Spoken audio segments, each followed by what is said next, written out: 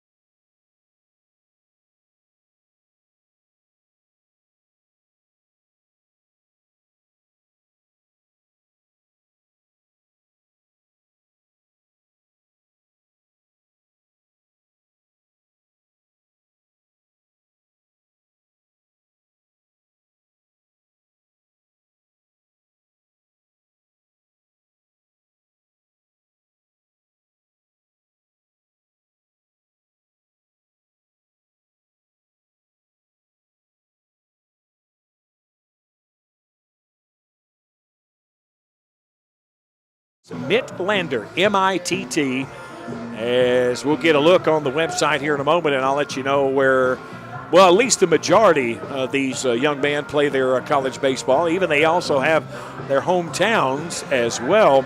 It'll be Colton Evans, Amir Gray, and Nate York here in the bottom of the first inning. Flash normally would have had a road game by now, but the game at Paducah yesterday was rained out. Rained out before the Flash left town, and that's some good news there, because I've had some situations, we all have as athletes, where you make a trip, whether it's a softball tournament, a baseball, what have you, an outdoor sport, you get there, and there's no game to be played because Mother Nature has spoken. Colton Evans in the DH spot today will lead it off, the right-hander against the right-handed throwing Mitt Landers. And the first pitch is a chopper up the middle. Moving to his left is Spalding. Pumps and fires to first for the out. And to say that guys are jumping on that first pitch today for both teams would be a mild understatement, because the leadoff man saw 2 pitches. Everybody else since then, the 2-hitter, the 3-hitter, and now the leadoff person for the Flash, has seen 1 pitch. 1 out, nobody aboard for Amir Gray, who is our focus on Diamond discussion. He takes the belt high fastball for a called strike. 0-1. Flash 1-0 this year so far. Fulton 0-2. The 0-1 is at the knees, and it's a called strike, 0-2. The home plate umpire came and asked us for a favor in this one, if we could possibly charge his phone during the game, and we just realized moments into it, swinging a ground ball, that's off the fist. Hard charge for the second baseman, Walsh, just ahead of Gray at first for the out, and there's 2 away. But to get back to that story, he asked if we could charge his phone. The only problem, he had a 5C. Now, to put that in perspective, we bought our kids a 5C when they were brand new. Not the kids, but the phone were brand new. And that was about, I want to say, around 10, maybe more than that, at least 10 years ago.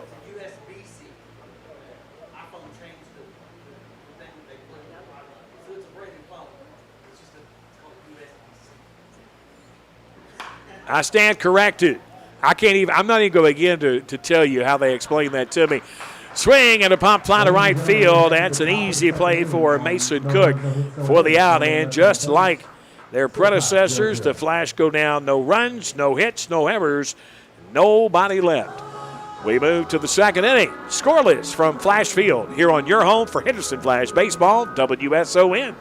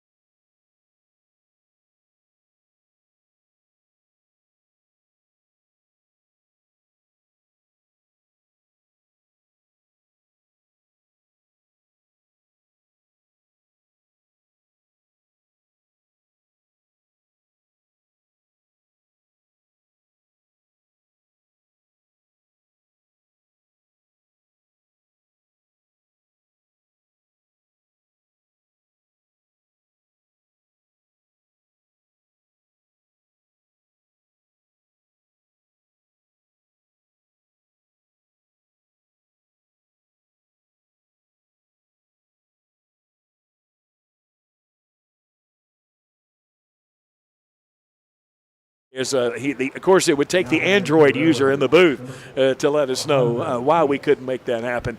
And I'm going to be giving him a hard time throughout the rest of the broadcast. Kies, Duque, and Lewis, the 4, 5, and 6 hitters, to face Brady Watts, who had a quick first inning. First pitch is a fastball in the inside corner. Both pitchers have been very close with every pitch. As a matter of fact, the first pitch of the game that Brady Watts threw was way outside to the leadoff hitter, Sims. And other than that, everybody's been in lockstep. Now, that one, of course, hits the batter. So I'm not going to talk about control anymore. So Kies will make his way down on the hit batsman. Last night it was the Miners beating the Railroaders. And that was a game played in Fulton. That was a final of 10-5. As they gave up 13 runs, and that game was called in 7 innings on the opening night. Fulton was beaten by Paducah, which is set to be arguably one of the best teams in this 5-team league. First pitch is high and outside. The batter is a lefty, DH Diego Duque. D-U-Q-U-E. Short lead down at first base for Kies. And a fastball to the outside corner catches just enough of the plate. Brock Loomis behind the plate. He is a leatherneck, and what I mean by that, he plays his college baseball, the Division I level at OVC Western Illinois. He's going to be our Flash correspondent this year on Tao and Tracy, as we're going to have him on. Try to have him on once a week if possible. I'd like to have him on the same day, maybe like on a Friday. Don't want him getting up too early to be on the show, as we're from 8 to 9 a.m. Monday through Friday on 97.7 FM, WREF. And the runner, oh my goodness, had him picked off, and they turned the wrong way. Well, I shouldn't say the wrong way. He just turned opposite of the runner, and the runner went back to first. So you couldn't make a good throw over there, as it looked like Kies was going to try to get an early break to second. 2 balls and a strike now to Duque. And the pitch, high for ball 3. I wouldn't say that the Railroaders got a base runner now that didn't earn it. You can say that maybe with a walk, but a hit by pitch, in my book, you definitely earned that. 3 balls and a strike, and the pitch taken all the way. That's ball 4. So a hit batsman and a walk gets the Railroaders off in a good start here with nobody out. First and second for Cannon Lewis, the first baseman. Definitely looks like a double play candidate, but he also looks like a guy that could leave the park with the right pitch. First and second, nobody out from the belt. The pitch on the way from Watts. That's fouled right side and out of play. Now we've got some very dark clouds above the field right now, but the sky itself is a beautiful blue, kind of like a flash blue, if you will. No balls and a strike. Stepping off the mound there, just walking that runner back to second is Watts. And Brady gets his sign from Loomis. And the 0-1 forthcoming. Good breaking ball taken for a called strike. Lewis with a long look at that one for Fulton. Not sure he'll take that one again, especially with an 0-2 count, which is what he's saddled with right now. Much of which his own doing. The 0-2 from Watts on its way. Fastball fouled right side toward the Flash dugout, stays in play. Still 0-2. On deck, the catcher, Nick Kalin. Flash would like to get either a pop out where the runners don't move, maybe a strikeout or a ground ball to third to take out the lead runner. Oh, my, good pitch. Check swing. They said he went. And that'll be a strikeout. The first of the game for Brady Watts. And with an out, runners don't move. And the 7-hitter of the night, Nick Kalin, steps in. This is definitely ground ball opportunity here. Lacey's going to hold the runner at second. Good fastball hits the mark. It might have been off the edge a little bit, but he hit the mitt right where Loomis set up. Well away from the right-handed hitting Kalin. Tonight, Fulton in their brown jerseys with orange trim and numbers. Gray pants with the orange piping. Chopper on the breaking ball off the plate. It remains foul, and it's 0-2. Henderson Flash in, I think, what they think to be their favorite uniforms, the blue jerseys with yellow numerals and lettering with the yellow sleeves as well. Blue pants with the yellow and blue and gray down the side. No balls, 2 strikes.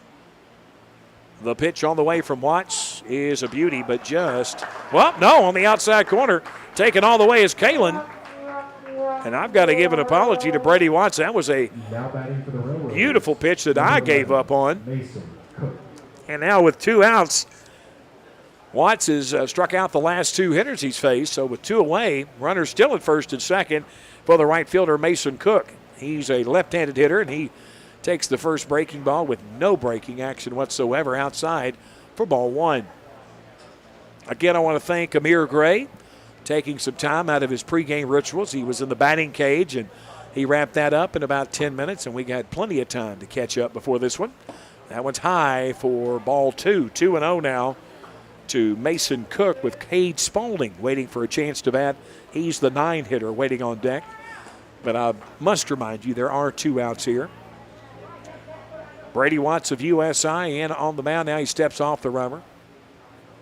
Now he's going to toe it up again from the stretch. Gets his sign from Loomis. Sets at the belt and delivers. Way outside. My goodness. His last 3 pitches hadn't been anywhere close. And that one was almost like he has an issue or something, either with his footing on the mound or with something in his release. So now both runners move up 90 feet. Kies at third, Duque at second, and now Mason with a 3-ball, no strikeout. And you know what? With the 9-hitter behind him, put him on. And that's exactly what the Flash do. So the intentional walk, the first of them. We've seen everything here in this second inning. Hit batsman, a walk, a strikeout swinging, a strikeout looking, and an intentional walk to load the bases for Cade Spaulding, the Fulton shortstop. Long and lanky is the best way to describe Cade Spaulding. Not unlike Wyatt Ellenberg that sits 5 feet to my right. 2 outs and the bases full of Railroaders. Chopper to short. Going to have to hustle with it. Up and firing his head over to first in time for the out. Well, it was the Railroaders leaving them loaded here. No runs on no hits, no errors, and 3 left on base. We remain scoreless as we head to the bottom of the second inning with your score. Well, scoreless here. It's Flash Baseball on WSON and WSONradio.com.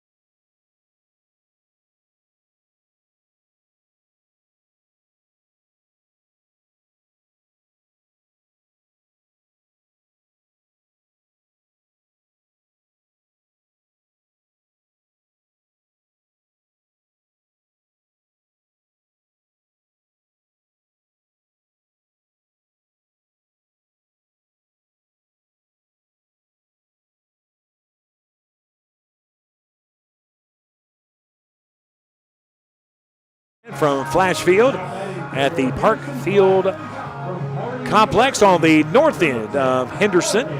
It is Logan Lacey, Edward Ushold, and Brock Loomis, the 4, 5, and 6 hitters. Now, Fulton, it wasn't from a lack of effort. They did load the bases, but Brady was up for the challenge. Ground ball to third. Nice stop there on his knees by Kies.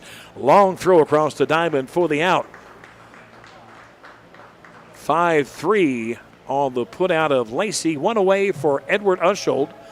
Edward and Amir Gray are both staying with the Pattons. Number 12, Eddie Ushold. And I told him in the pregame, when he told me where he was staying, I said, man, you're at the Four Seasons of host families, buddy. 1 out, nobody aboard. And the pitch is low for ball 1. Mitt Landers in for his second inning of work. 1 ball and no strikes. Beautiful day here at Flash Field. Breaking ball misses low and away, and it's 2-0. As when I was driving up, it felt like it was in the low 80s. And I'm going to get a quick check on that. That one misses low and away, and it's 3-0 now with 1 out to Edward Ushold. He is playing third for the Flash today. Logan Lacey has moved to second. 80 degrees right now. We did top out at 81. And the 3-0 on the outside corner. Catches just enough. And the home plate umpire liked it. Am I hearing a dog, guys? Oh, okay. 3 balls and a strike. Here's the pitch. Low and outside for ball 4. So Ushold is aboard. For the catcher today, Brock Loomis. Now batting for your Henderson Flash from Western Illinois University, number 19, Brock Loomis. I'm listening to Alex Clark, and I'm telling you, I'm getting a little misty because they grow up so fast. 1 out and 1 on. The pitch is hit in the air but foul and out of play. That's heading toward the beer garden, and it just misses. 0-1 to Loomis.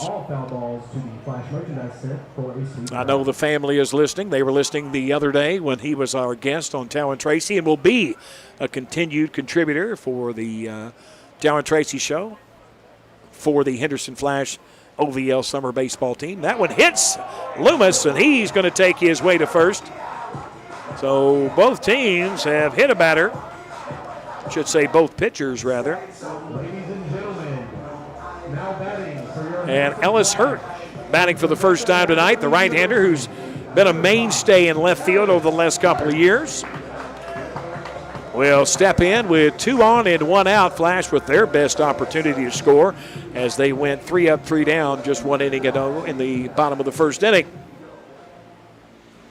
So from the stretch, Landers looks to second, looks to the plate, now back to second. Here's the pitch, and that one's fouled right side, well out of play for strike 1. Now, the only thing that hasn't happened in this game is a base hit. So a base hit would be huge. We'll see how good a speed Edward Ushold has down at second. And the 0-1 from Landers. Ground ball right side. They're going to get second for 1. No, he's off the bag, and that's going to bring home the first run of the game. Is coming around is Ushold. Loomis will head to, oh my God, worst. I mean, that is terrible. Please, somebody come out of the dugout on that. That is a give-up call there. The runner is sliding. He's coming out of the slide at second, and they're going to get him, and they're saying he was tagged out at second. And let me tell you, that could not be any further from the truth. So on the play, Ushold scores. The Flash draw first blood as it was Ellis Hurt, the batter, that was thrown out at second base. So he reached there on the fielder's choice and then was thrown out trying to get to second. Yeah, the error was on the play. He missed the play at second, and so they went back, and they threw him out at second when he tried to get to second. So right now, both teams still looking for their first hit, but the Flash found their first run. They lead at 1-0. The batter is now Wyatt Bowling, the center fielder. With a runner at third, that is Loomis. And the 2-0. Inside corner is a called strike. 2 balls, 1 strike. You know, just for fun, we're going to talk about that call at second for the next 3 innings at one time or another. Because that was absolutely, the guy goes all the way from third to cover the play at second, and it was missed horribly. I've watched the one play. They show it on TikTok all the time. The girl, fast pitch softball, runs past the bag. She's in the grass behind first base. The ball finally gets there, and the first base ump, who looked like a relic, calls her out. And that was very similar to what we saw just then. Third strike, and on the 2-2. And that retires the side as the first strikeout of the game. Flash get 1 run on no hits. I've got 1 error and 1 left on base. We head to the top of the 3rd inning. Your score, Henderson Flash lead the Fulton Railroaders 1-0. We head to the 3rd inning right after this on WSON.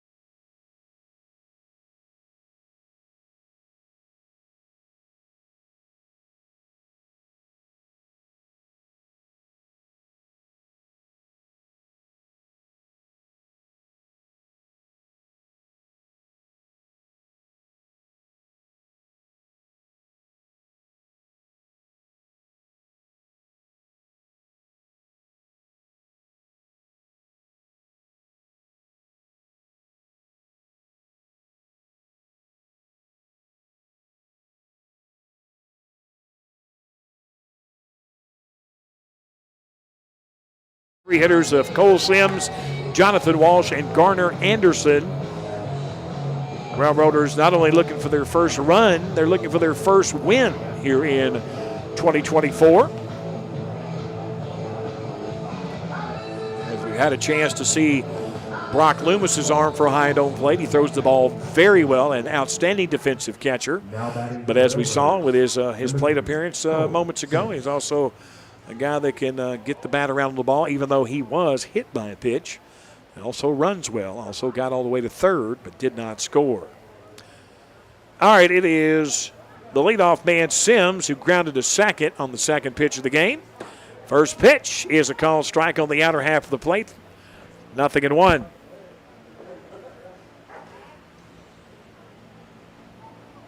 Sun could be an issue out there in the outfield.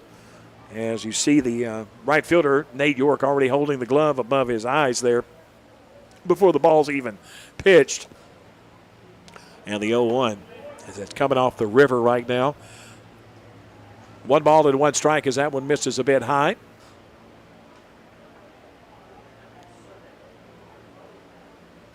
The 1-1.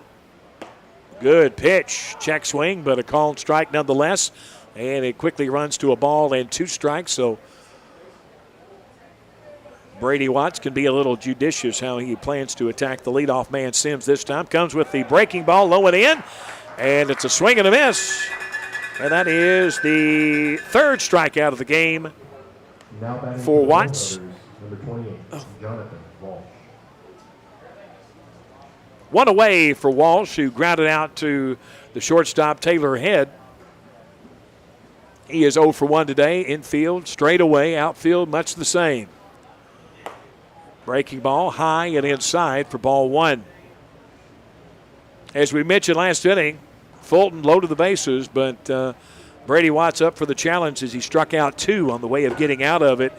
Actually, he struck out all 3 batters in the last 2 innings that he has in the game, but he got the ground ball out to the shortstop, Taylor Head, to end that threat, to keep it scoreless, and then the Flash would come in to score a run of their own. No runs, no hits, 1 error for Fulton. 1 run, no hits, no errors for the Flash. The 1-1 is high and inside, and it's now 2-1 with 1 away. Flash will not be at home again until Thursday. So they'll have about 4 road games between now and then. Not sure what the day off will be or when the makeup will be against Paducah. That was called off yesterday. That one misses low, and it's 3-1. And Watts is in danger of losing this batter, Jonathan Walsh. That one's low for ball 4. So that is now the second walk I have for Brady.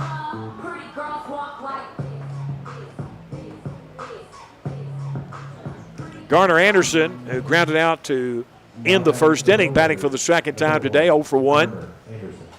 Third baseman Ushold, I'd say even with the bag at third, straight away for that double play ball up the middle. The bunt is down. It's a good one. The only plays to first. As that is a fine play there by Watts to Gray for the out, but the sacrifice is complete as Walsh goes to second. That's kind of odd that you'd give up your 3-hitter just to move a runner to second, but you do have Alejandro Chiez, the cleanup hitter, at the plate now.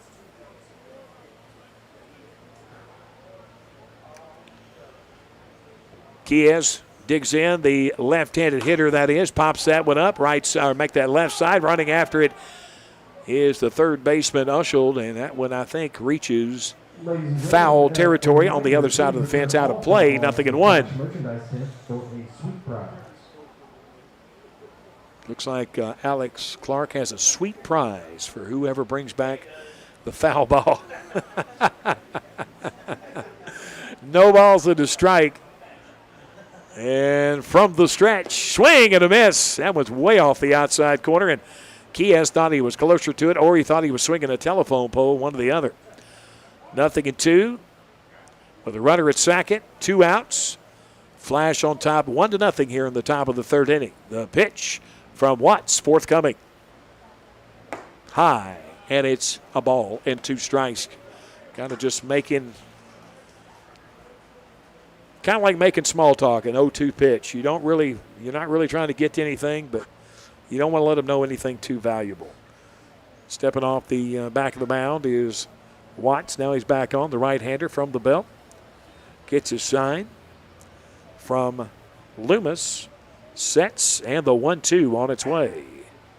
High, and it's 2-2 now. Last couple of fastballs have been with a great deal of energy and pace, but just a little bit high each time.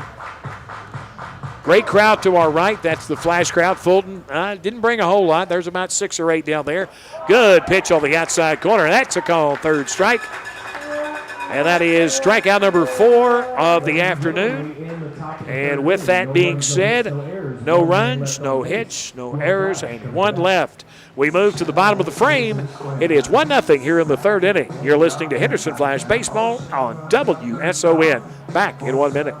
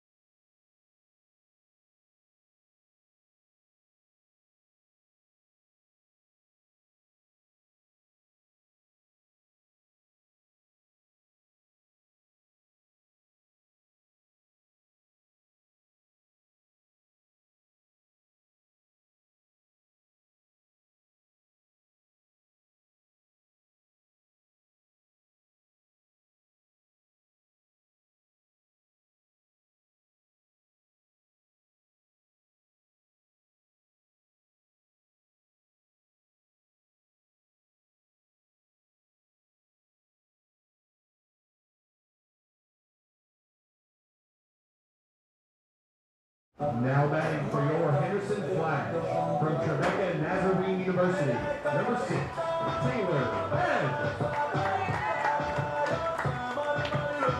Welcome back to our continued coverage of Henderson Flash Baseball. It'll be the 9-1-2 hitters of Taylor Head, Colton Evans, and Amir Gray to face Mitt Landers in his 3rd inning of work. And that one's inside with a fastball for ball 1. Taylor Head, the shortstop, comes to us by way of Trevecca University. One of 3 Trevecca players, Wyatt Bowling and Ellis Hurt, the other 2. And the 1-0 pitch. Good one there at the knees. That's a called strike. We've seen this quite a few times here early in the season. The catcher, Nick Kalin, unable to hold on to it, even though it was a pitch that wasn't swung at and it was in the strike zone.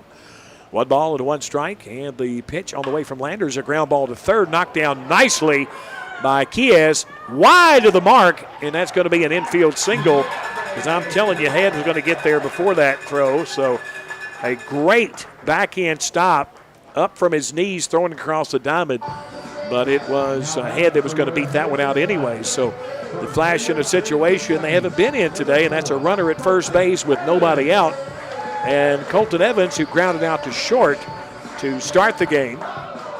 And if I'm not mistaken, if memory serves, it was the first pitch he saw. Throw to first base, and it gets away from the first baseman, but looked like that Head was run into a little bit, so kind of gained a little bit of a grimace there. But also that ball was no more than about 10 or 12 feet away from first, so he would have been taking his base running life into his own hands. So now a good lead at first base, and the runner goes, and that one's popped up, so he's going to have to get back, and I mean get back in a hurry. As the right fielder's coming in, he makes the catch for the out. Nice play by Mason Cook to retire Evans. And it looked like it was one of those leads that Taylor Head, when he took off, he was going to get that one off of the pitcher. But unfortunately on the hit and run, Evans pops it to right for the first out of the inning for Amir Gray, who grounded out to the second baseman. He's 0 for 1 as well. Not sure if we'll see Head going anytime soon. Stays put, and that one's hit into left field, right into the path of Cole Sims for the out. One thing a broadcaster really appreciates when you hear the crack of the bat on the first pitch a guy sees. as this game has moved along at a pretty brisk pace. We started at about 6:02, and it's 6:37 right now in the third inning. 1 out with a runner on. That's make that 2 outs and a runner at first. And the pitch from Landers on the way. Taking it all the way and a called strike. And Nate York, the batter, he popped to right field, and he knew it when he took it. 1 pitch, 1 strike, 0-1. York with a decent lead. Not York, I apologize. Head with a decent lead. That ball's chopped, but it's going to remain in foul territory down the third base side. 0-2 now on the right fielder from Wrights High School in Evansville. And currently playing for Rend Lake is Nate York. The 0-2 offering. Runner goes. Ground ball right side. That's going to be an infield single. And coming over to third will be Head. So runners at the corners with 2 outs. And that's just a case there where the second baseman vacated the area because he was covering because there was a right-handed hitter in the box. And York hit it back where he wasn't. And so now runners at first and third. And Logan Lacey, who hit it hard to third last time, if he can sneak one down the line there, the Flash will have something because I can imagine York not staying at first base very long, so he might be in a situation to run on the first pitch here. Not going anywhere, and that was a fastball inside for ball 1. Now there's an easier chance to swipe a base here and see what kind of arm Nick Kalin has behind the Fulton plate. The 1-0 pitch from Landers.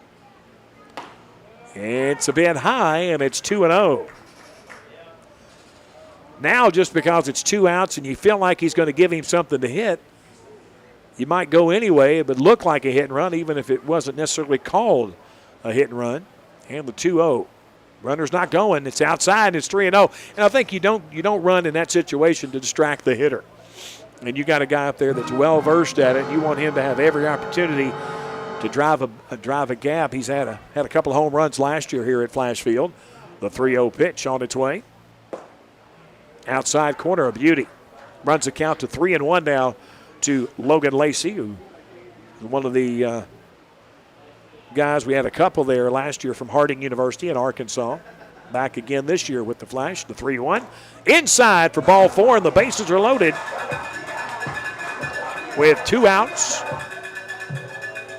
Now batting for your Henderson Flash. That is a second walk of the afternoon from Midlanders. And Edward Usheld, who walked and scored the game's only run, will step in. It is from St. Charles Community College. He's a freshman as well. Bases loaded, 2 outs on the pitch from Landers. Nice cut as Edward, as he prefers to be called, had a Herculean cut at that, to no avail. 0-1 from the windup. The pitch from Landers outside, and it's 1-1. No.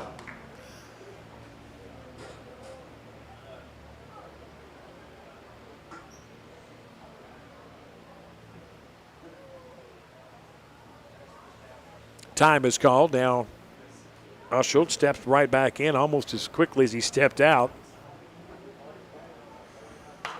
Popped right side. That's going to be out of play. It'll be a ball and 2 strikes now.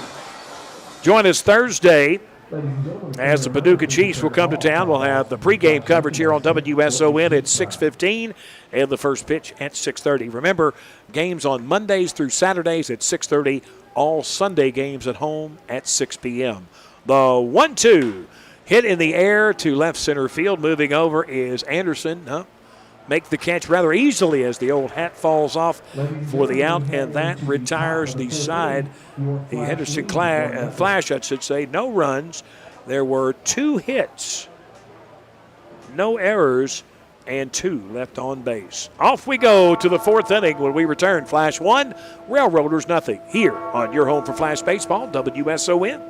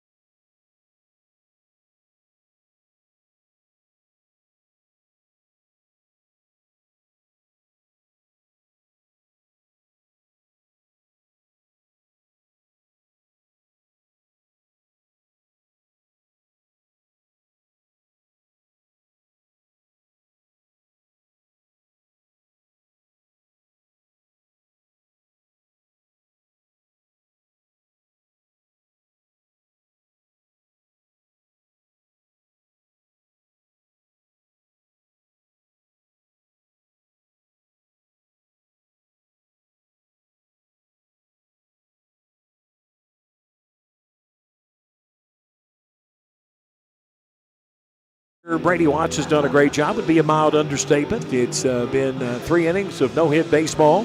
Flash themselves have 2 hits. That happened last inning, but wouldn't you know it, neither one of those hits had anything to do with the run they scored the previous inning. So with that being said, it's Diego Duque, Cannon Lewis, and Nick Kalin. That would be the 5, 6, and 7 hitters for Fulton.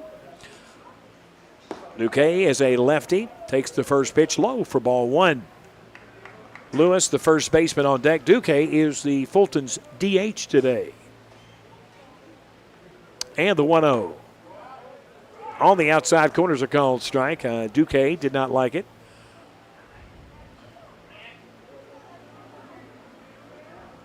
The 1-1 pitch from Watts.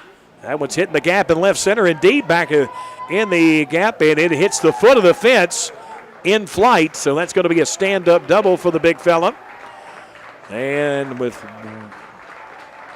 1 on and nobody out, we have our first extra base hit, and it happens to be the first hit of the game for the Fulton squad.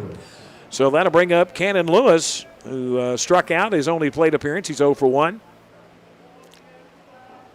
4 strikeouts on the afternoon for Brady Watts. He had 2 in the second, 2 in the third. Runner at second, nobody out, and the pitch from Watts on the way. Breaking ball on the outside corner, taken for a called strike by Lewis, 0-1. Flash, the way they're set up in the infield, they're going to try to hold that runner at second. Not a lot of great speed there. Nice stop there by Loomis, the Western Illinois catcher behind the plate. He told us the other day that he wouldn't start in the season opener, but that he would start in the second game. Well, when that game was rained out last night, he became today's starter. The 1-1 pitch from the belt. Good pitch, swing and a miss on a slow curve, and the count runs a ball and 2 strikes.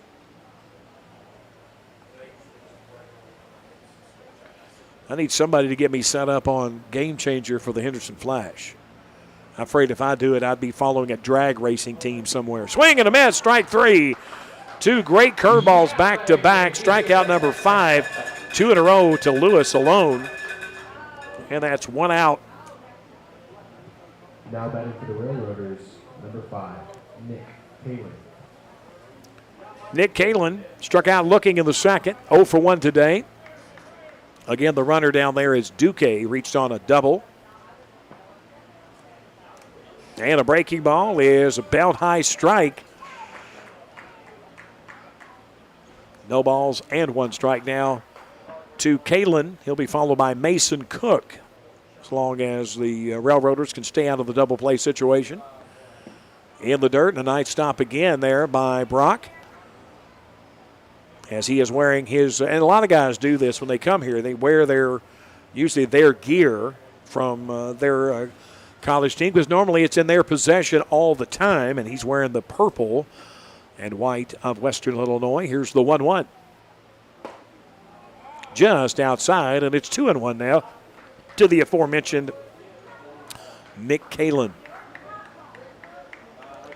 I'm going to take this opportunity to try to find the roster for this Fulton Railroader squad.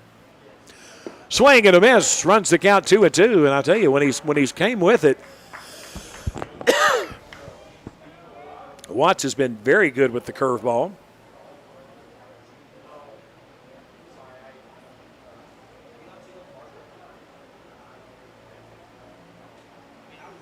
The 2-2, they spin to throw to second. And the runner back in there safely.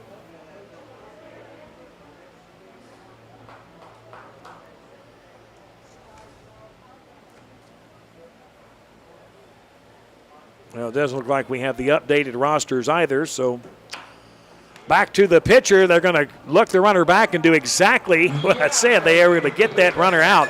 On the 1-3 put out of Kalin, heading back to second was Duque. Watts thought about going to second for just a moment, but I don't think they would have gotten him. And that would have let the runner be safe at first, but instead Kalin is out now for Mason Cook. 2 outs and a runner at second. 1-0 Flash leading Fulton. Fastball at the belt. Wow, that looked a little high and a little inside, but again, if you're forced to take it, we'll take it. No balls and 1 strike.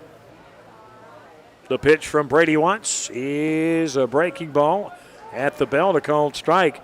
So it looks like the strike zone is higher than normal, because a lot of times you'll see umpires giving that low strike. Today, it's been the high strike that's been the rule of the day so far. And the 0-2 from Watts outside with a fastball. You hear that pop of the mitt, sounding pretty good coming out of the hands of Brady Watts from University of Southern Indiana, where he plays his baseball collegiately. Setting at the belt, and the 1-2. Swinging a line drive off of Watts. He knocks it down, throws to first. Oh, and it gets away on a safe call. My gosh, that couldn't have been the worst way to score a run. Fulton will take it because they ain't scored many of them this year. My goodness. Off of the pitcher, Watts. He was able to recover and go get it. They asked if he was okay. And now we've got a possible injury there with Amir Gray, as when they threw it to first base, the runner run into him, and that's what knocked the ball away. So the runner comes in, that's Duque. And it's a tie game, and it's just the funny bounces of baseball, folks. Flash should have been out of that inning, but I'll tell you, Brady Watts, the Flash pitcher, very lucky there. He waved off any medical attention. I think he was able to get somewhat of a glove on it, on that line drive. First pitch is taken inside, belt high for a called strike. 1-1 your score, as Fulton tied it up literally just moments ago.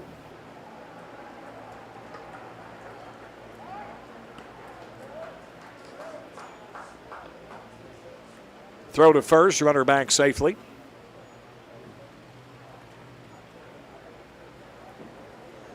You remember this time of year, a couple of years ago, first 3 or 4 games, one team was scoring 15, 16 runs. The Flash did it one night.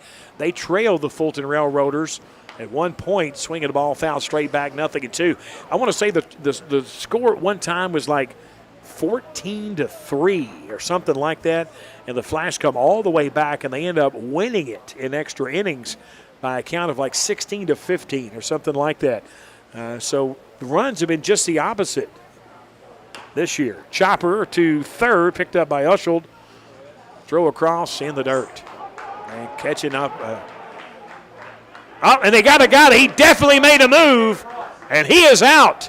He took 3 steps to his left when Gray couldn't find it, and he got tagged out heading back to the plate. So it started with an error on the third baseman, Usheld, but it ended when the runner rounded, or actually didn't run. He took 2-3 hard steps towards second, and applying the tag was Gray, and that retires the side. A run on 1 hit. There was 1 error. And let's see, 1 left on base. We go to the bottom of the 4th inning. Your score, Henderson 1, Fulton 1. When we return, more Flash Baseball on WSON.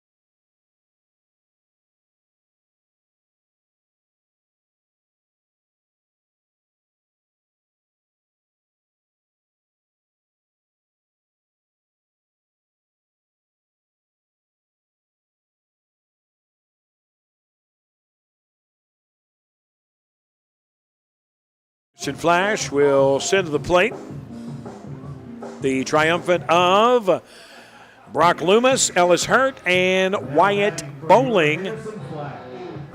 as they look to break this 1-1 tie. There have been a lot of key plays, some good defense, risky defense, but all in the name of good, clean fun here at Flash Field. The first pitch is fouled straight back by Loomis, 0-1.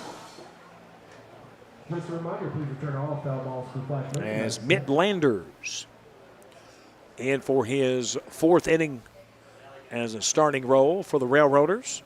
The right-handed hitting Loomis digs in, and the 0-1 is outside, a ball and a strike.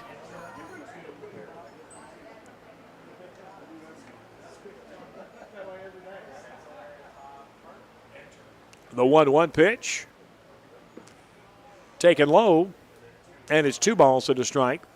Loomis not only a really solid defensive catcher, he's also good on the bases, runs well. Got the ability to drive the gap. Takes that one low. He's got an excellent eye because it's 3-1 now to Brock. Comes out of Kansas, where he played his high school baseball. And his JUCO baseball as well, I believe. Inside, misses for ball 4. Now for Landers, now that is I've got him for the third walk of the afternoon with a hit batsman as well. Ellis Hurt reached on a fielder's choice in the inning in which the Flash scored their only run of the game. Back in the second inning. That was hit in the air, but foul and out of play over the right side.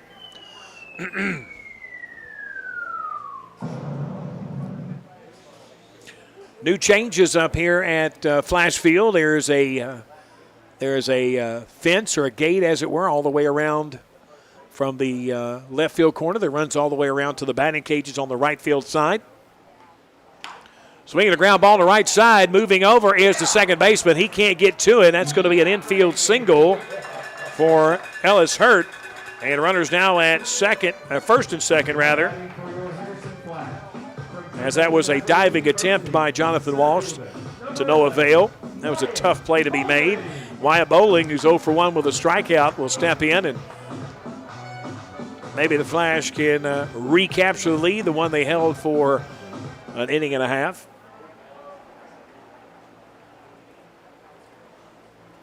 Ellis, the runner at first. Once again, Brock Loomis, the runner at second. Bowling will be followed by the 9-hitter Taylor Head, who has a single today.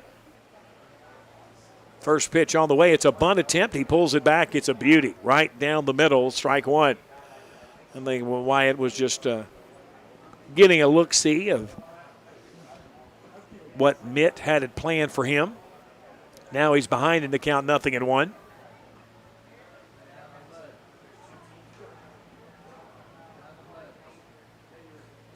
The 0-1 on its way. Low and inside, evens the count at a ball and a strike.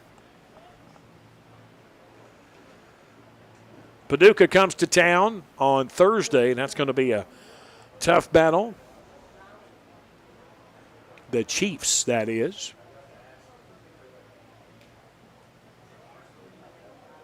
Long look at the signs for Landers. Sets at the belt, and the 1-1 on its way. Hit in the air to left field. That's going to be a tough track to get to. Sims makes the play, though, about 10 feet or so from the left field line. The thing is, he was playing closer to the 340 mark in the power alley in left center, but he makes the play on Bowling. And that's one out. The runners, I should say, cannot advance, and so Taylor Head will bat.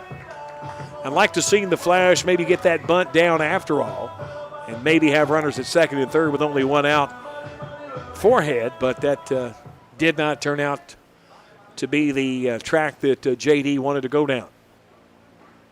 Taylor digs in, and the pitch from the right-hander is a beauty. It's a called strike, and we've seen this a lot. I don't know if it's just young catchers or what, but a lot of balls the first 2 games have just rattled out of the mitt, even on strikes. A lot of times you're catching guys that you've never caught before. You've been here with the team for maybe a week or so. Here's the 0-1 from Landers, and that's a ground ball. It could be two. Dropped by the second baseman. He'll go to second for one, over to first for the out. That is the epitome of disappointing. That is the 6-4-3 double play. And that'll retire the side as we move now to the top of the fifth inning. It's all tied at 1, and you're listening to Henderson Flash Baseball on 860 AM and 96.5 FM, online at WSONradio.com and the WSON radio app.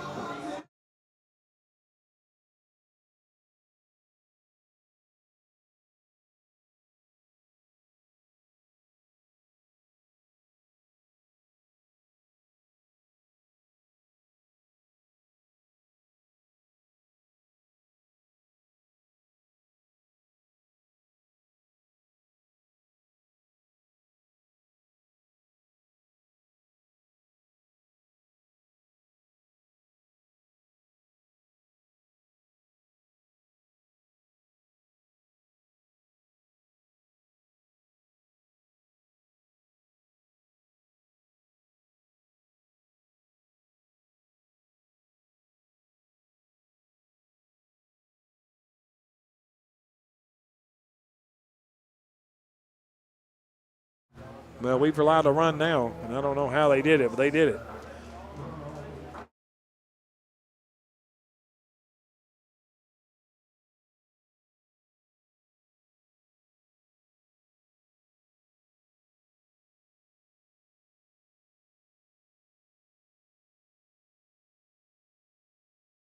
Is Henderson Flash Baseball on WSON. We're tied at 1. It's been a defensive battle. It's been a pitching battle. Right now, it's neither team getting that second and third hit of an inning to put forth anything substantial offensively. Flash just moments ago with one out and runners at second and first. Couldn't get the big hit. Not only that, hit into the double play. And, of course, you got to tip your hat to the Fulton defense for that one. So, with that being said, Fulton will have the starting the top of the lineup for the third time today. They did it in the first inning and again in the third inning. Now here in the fifth, it is Cole Sims, Jonathan Walsh, and Garner Anderson. Now, they're not the ones that have gotten the only run of the game for Fulton, but, again, you play with fire long enough and eventually you'll get burned. I've been invited to dinner tonight, and I'm excited about that. That just happened moments ago. Thank you, Mr. Ellenberg. So that's going to be a lot of fun. It's pork chops, and nobody likes pork chops more than I do. I should mention it's Aaron Ellenberg doing the cooking tonight, so excited about that as well. So with that being said, the leadoff man,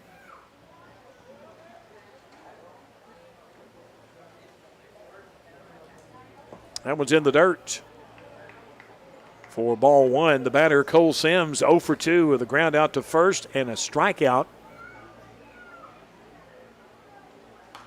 As we have a new pitcher in the game for Henderson Flash. Is that Kiefer Parsons I'm seeing out there? The left-hander from Oakland City, the Oaks, as it were.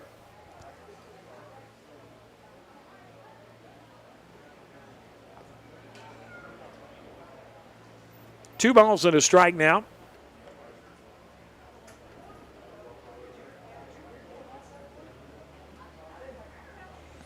We'll close the book on Brady Watts' 4 innings pitch. Only gave up the 1 hit, 1 run. As far as walks are concerned, he walked 2 batters, and he struck out 5. So a solid start, just like all Flash pitchers this year. They've all been very good here in the early going. That was a high fastball, and that's ball 4. So Kiefer Parsons of Oakland City off to, well, not that slow of a start. Could be a lot worse.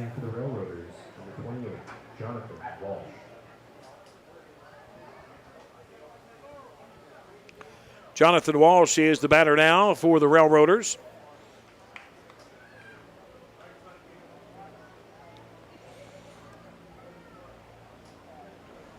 Lefty versus righty, throw to first.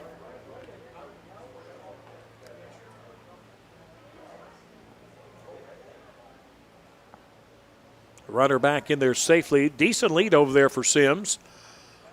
Good breaking ball. Bounces off the plate. I'm telling you, anything bad can happen. That one, Lumens had no shot at it. Loomis had ball straight up in the air. I literally hit the front of the plate. Didn't even go to the backstop. It barely went into the grass behind him. But again, he had no idea where the ball was. So with that on the play, Sims smartly takes second.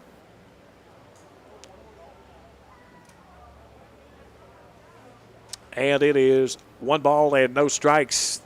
Parsons deals. They squared a bunt, and it gets away, and there goes another runner. Defensively, we're kind of sleepwalking at the moment. And you got to put that one on Loomis there, as he was slow to get to the ball. It was only about maybe 10 feet to his left, but heads up base running there for Sims, and he's down at third base. And these guys aren't going to stay winless very long. They're hungry, and that's what Fulton wants to do. They want to win this one. And right now, they've just with this inning, I could say it really just started here in the 5th inning. They're putting a little more effort into it. That one's low from Parsons.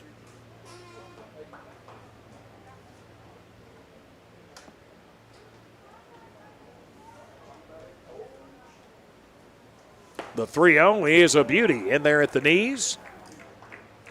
Called strike, and it's 3-1, but here's the problem. He's in danger of walking his second hitter that he's faced tonight. Leadoff man, 2-hitter Jonathan Walsh. Low again for ball 4. You'd like to see him get as many pitches as he can to get settled in, but now he's got runners at the corners and nobody out. That's going to bring pitching coach Scott Mueller out.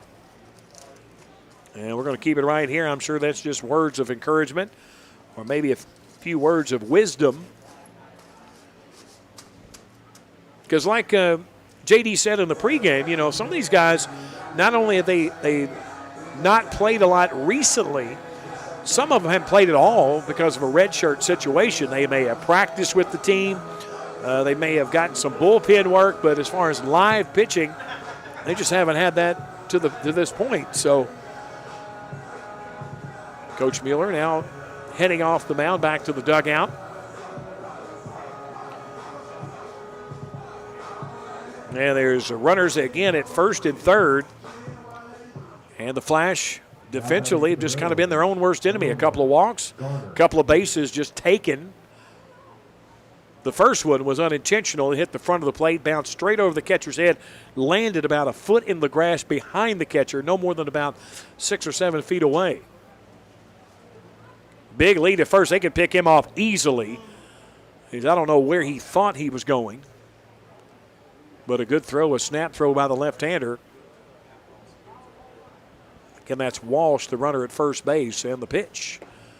That's a beauty. Right at the knees to Garner Anderson. It's a called strike. Now, he sacrificed bunted his last time up. Definitely going to swing away here with a runner at third base and nobody out. Good breaking ball. I mean, swinging through it and around it and on top of it was Anderson, and it's now 0-2. Big out at the plate here because you got a lefty coming up next, I believe. The 0-2 fouled back, and it remains 0-2. Everybody clap your hands. Come on, y'all. Check it out, y'all. No balls, 2 strikes.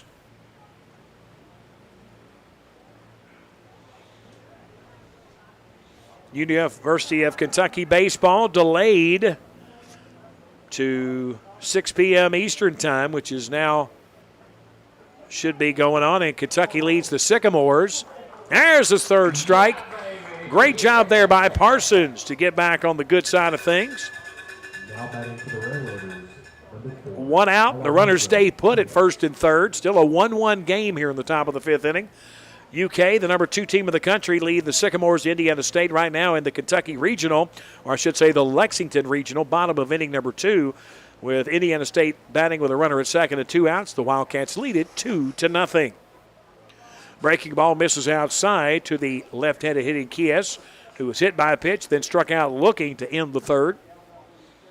He is 0 for 2 today. Throw to first again. Runner back in there safely.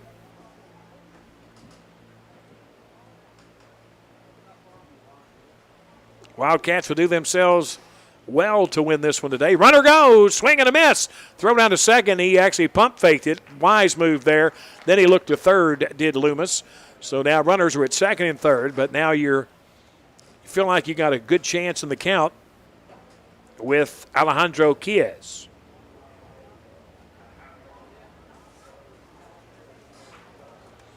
The 1-1 pitch from Parsons, a beauty. My goodness. Still standing there is Chies, and I don't blame him. I like to have a picture made with that ball in the strike zone and him looking at it. And then the same picture about 5 seconds later where he's still there. 1 ball, 2 strikes. Might not be a bad idea to throw that one again. Here's the pitch. Swing and a miss. He did. That one broke off the outside edge, kind of a slider movement to it. His second strikeout in the inning, and now there's 2 outs with runners at second and third for Diego Duque. And Duque with a double in the last plate appearance, and he actually scored moments later after that double. Parsons making some big pitches here. That one misses a bit low for ball 1.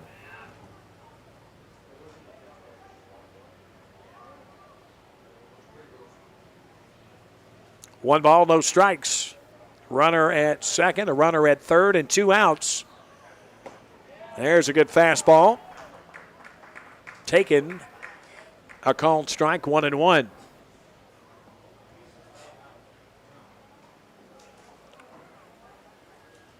The 1-1 pitch on its way from Parsons. Good breaking ball, but that one dropped off maybe a little soon and was taken in below the knees, and it's 2 balls and 1 strike.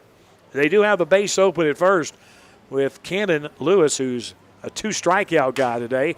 Ground ball back to the pitcher. Nice knockdown by Parsons. He'll flip to first, and that will do it for the Railroaders after getting the first 2 runners on base. As a matter of fact, getting them to second and third with nobody out. He strikes out Anderson, Chies, and then gets the ground out from Duque to retire the side. No runs, no hits, no errors, and 2 left on base. Off to the bottom of the 5th inning. Your score, Henderson Flash 1, Fulton 1. When we return on WSON and WSONradio.com.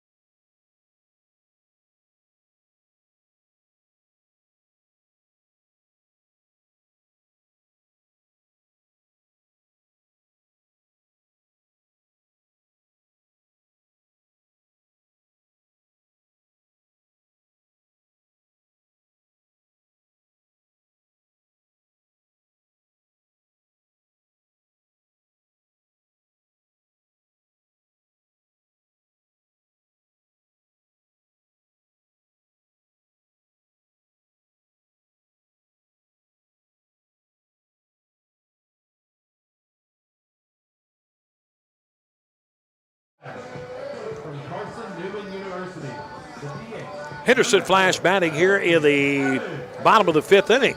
It'll be Colton Evans, Amir Gray, and Nate York, the 1, 2, and 3 hitters for Coach J.D. Arndt. Evans 0 for 2, Amir Gray 0 for 2, Nate York 1 for 2.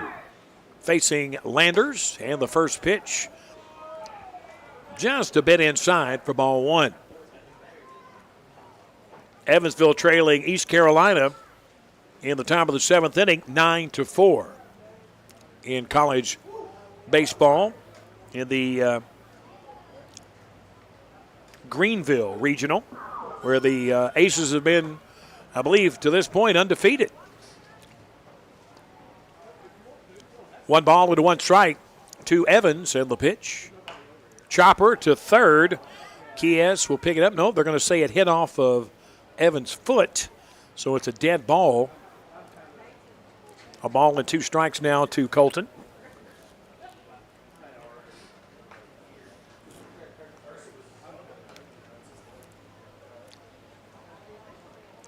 Kiez, Spalding, Walsh, and Lewis, the infield third to first. Sims, Anderson, and Cook, the outfield left to right. The battery of Nick Kalin behind the plate. And Mitt Landers in his fifth inning of work. And the 1-2 is a ground ball up the middle for a base hit. Colton with his first hit of the afternoon, and good speed on the bases.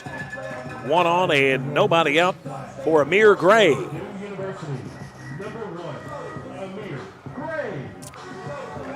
You like Amir, at least I do, in the 2 spot because I like a left-handed hitter that can run well, and he has the ability to put the ball down on the ground. He can bunt for a sacrifice. He can bunt for a base hit. Plus, he's a guy that can hit a gap and take an extra base or two. Evans with a medium-sized lead, not going anywhere. Ground ball towards the right side. It's going to be a throw to second, and not in time at first. So fielder's choice for Amir. Evans out at second for Nate York, who singled the last time up. He's 1 for 2. As we have gotten here to the bottom of the 5th inning rather quickly. 1 run, 1 hit, 1 error for Fulton. 1 run, 4 hits, 2 errors for the Flash. The 4th hit came off the bat of Evans just moments ago. 1 out and the pitch, swing and a line drive to third. They're going to go back to first for the double play.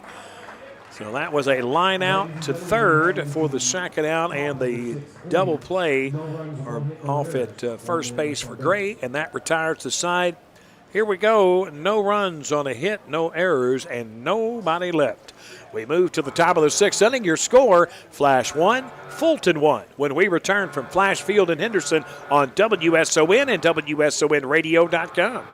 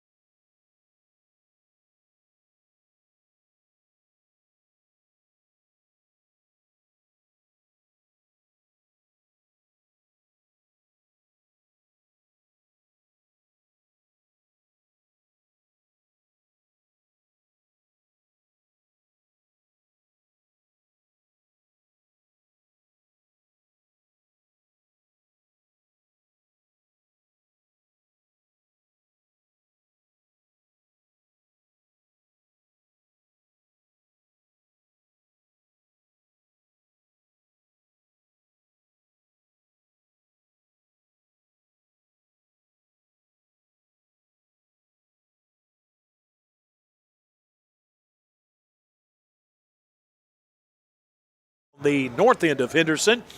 Steve Tao here at the ballpark. Wyatt Ellenberg with streaming live video coverage on WSON YouTube and WSONradio.com. Isaac Thatcher back at studio control, the board operator at WSON. Cannon Lewis, Nick Kalin, and Mason Cook, the 6, 7, 8 hitters. First one misses, as it looks like it is going to be Kiefer Parsons out for a second inning in relief. It was Brady Watts that went the first 4 innings in this one. That one misses on a fastball inside, and it's 2-0.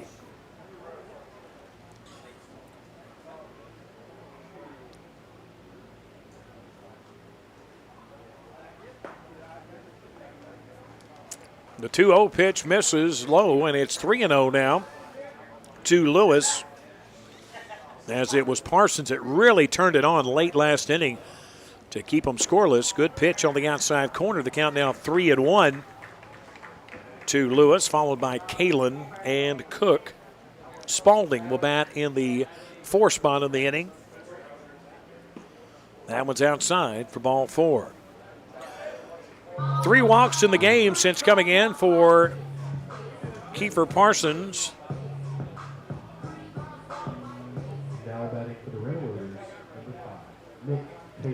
Nick Kalin struck out looking in the second, grounded out in the 4th to Watts. 0 for 2 today. I like how Parsons early on has held runners on, and now with that, a throw to first base, runner back in there quickly.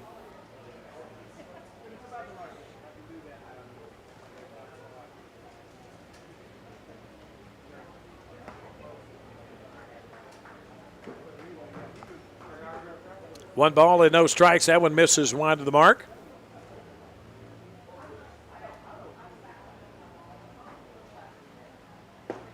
And the fastball is low, 2-0, and time is called by the catcher as Brock Loomis wants to have a word with his lefty pitcher. Wildcats get another run as they lead it 3-0 now. 2 outs and the bases loaded for the Wildcats in the top of the third as they lead Indiana State out of Terre Haute. Loomis with just a real quick confidence builder for Parsons. And now the young man from West Illinois, Brock Loomis, who's a redshirt junior this year. 2 outs in the, or 2 balls, I should say, in the pitch. That one's low for ball 3.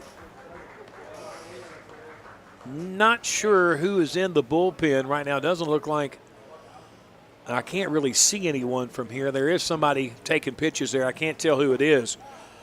That one's a called strike, and it's 3-1. That's the second time this inning that he's worked a 3-0 count to a 3-0 to make that a 3-1 count, and then subsequently was out of the strike zone for ball 4.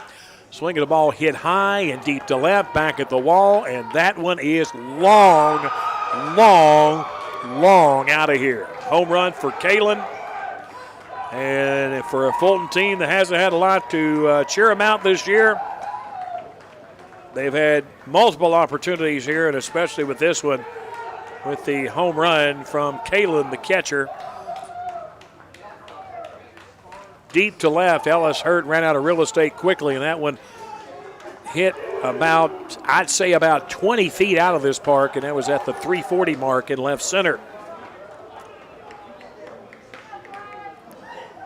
So that home run here in the top of the 6th inning makes it a 3-1 ball game.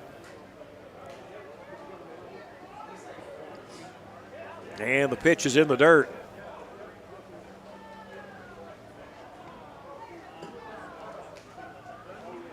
So as much positiveness you could put on the back of Kiefer Parsons, this inning is kind of went the other way.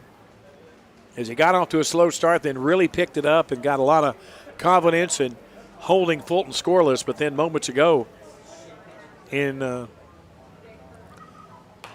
almost about to give up his second consecutive walk to start the inning. Well, he did a little worse than that. He gave up the 2-run home run to Kalen, now batting to Mason Cook, or pitching to Mason Cook with a 1-ball, 2-strike count following that foul ball.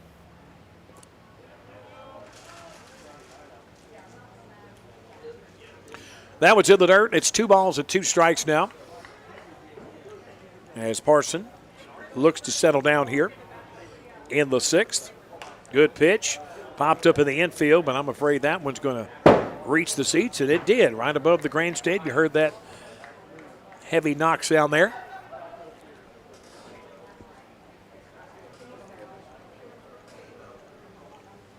The 2-2. Fouled straight back, and the right fielder, Mason Cook, stays alive and keeps that count at 2-2. He'll be followed by Cade Spalding and Cole Sims.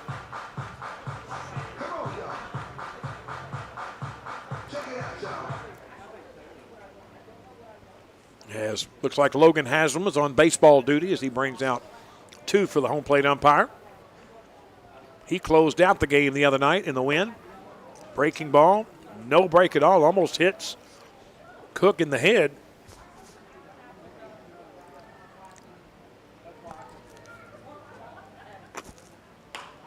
The 3-2 is going to be looped to short, and a line drive caught by Taylor Head for the out.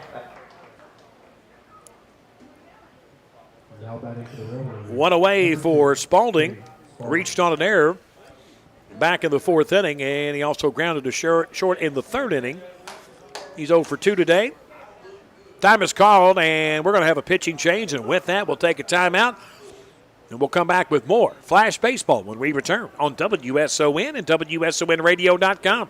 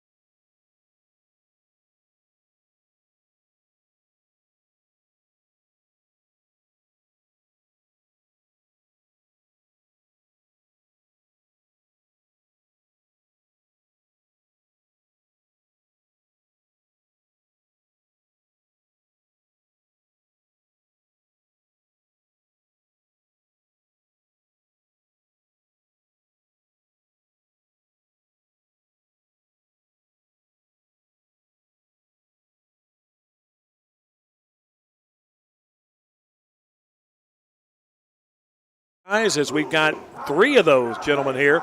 J.D. Willis, who's returned to the Flash from a couple of years ago as a redshirt senior. And Dylan came to us after his freshman year this year. And we also have Logan Haslam, that I just mentioned moments ago, another redshirt senior. Dylan had some great outs, some great performances, especially late in the season last year, not only as a starting role, but also some very exciting relief appearances where he came in tough situations and made some big plays for some big outs. So with that being said now, there's 1 out. 2 runs already in by the 2-run home run from Nick Kalen. And the runner, nobody out, so the Parsons gave up 2 runs in this game. We'll have the stats on him. First pitch from Dylan is low for ball 1 to Cade Spaulding, the shortstop. For Kiefer, it was an inning and a third of relief, 1 hit, 2 runs at the home run, 3 walks and 2 strikeouts. And the 1-0 pitch from Dylan. Swing and a ball fouled off the mitt and back to the backstop. 1 ball, 1 strike.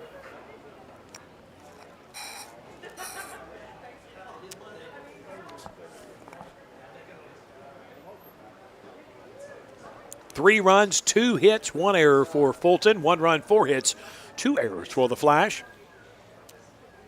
Good breaking ball. That's a call. No, actually, they appeal it and they said he went. I don't know about that one either. We'll take the break, but I'm not sure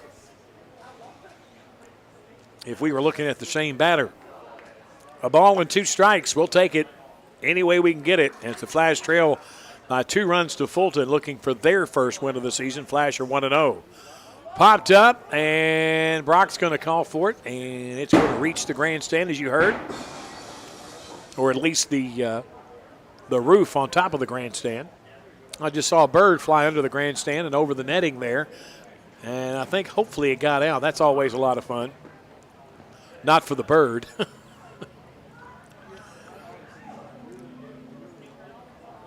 Flash trailing 3-1.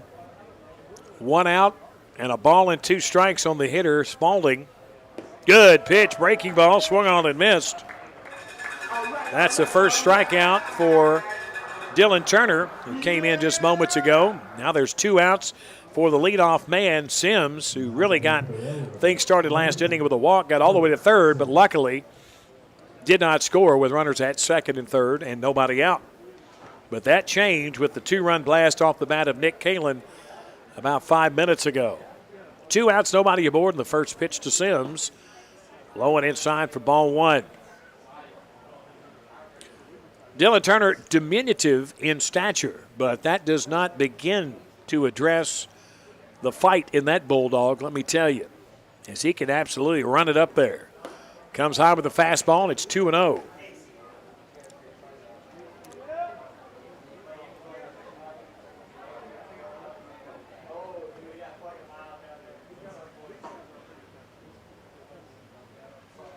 The 2-0. Just a bit inside to the right-handed hitting Sims, and the count is now 3-0, so we're in danger to walking the leadoff hitter for the second time in as many innings after he was hitless in the first and third. Good pitch, outside corner, just under the belt, and it's 3-1 now.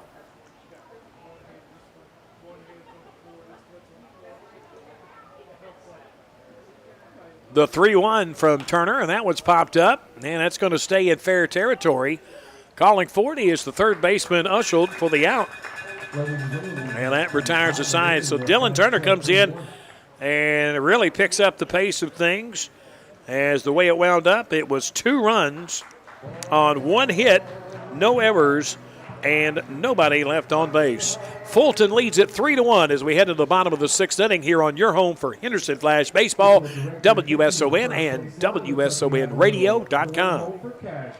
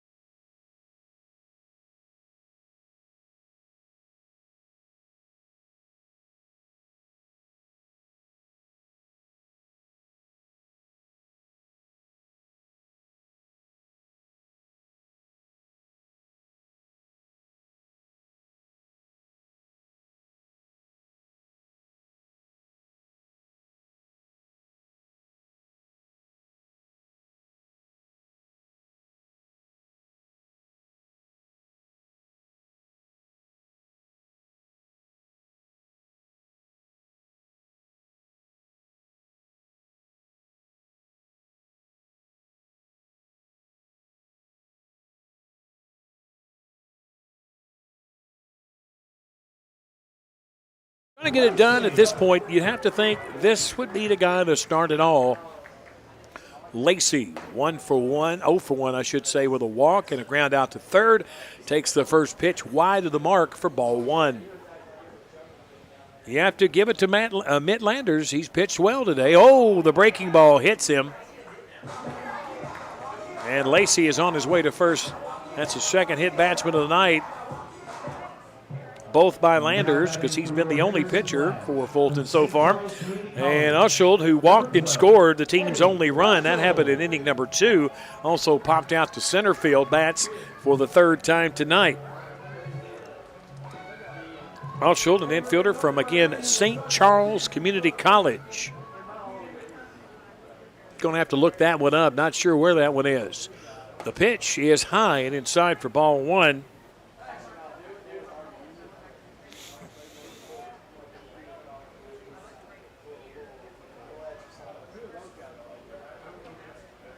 That's in Cottleville, Missouri. It is a public 2-year school, as you heard, with community college. I could tell you all about financial aid, but that would just be lost on me. The 1-1 pitch is fisted straight back and foul off of the mesh netting behind home plate, and the count runs a ball and 2 strikes. Top of the 4th inning, UK leads Indiana State in the Lexington Regional of NCAA Baseball, 3-0. The 1-2 pitch is on its way. Good one there. Called third strike. My goodness, I don't know what you're looking at. When you take a pitch like that with 2 strikes, it's just because you're looking, I think, obviously for something else. Just don't tell Edward I said that. Not a lot of strikeouts tonight for Flash hitters. That's only the second one of the evening. 1 out with Brock Loomis. Been on base a couple of times, hit by a pitch. Also walked.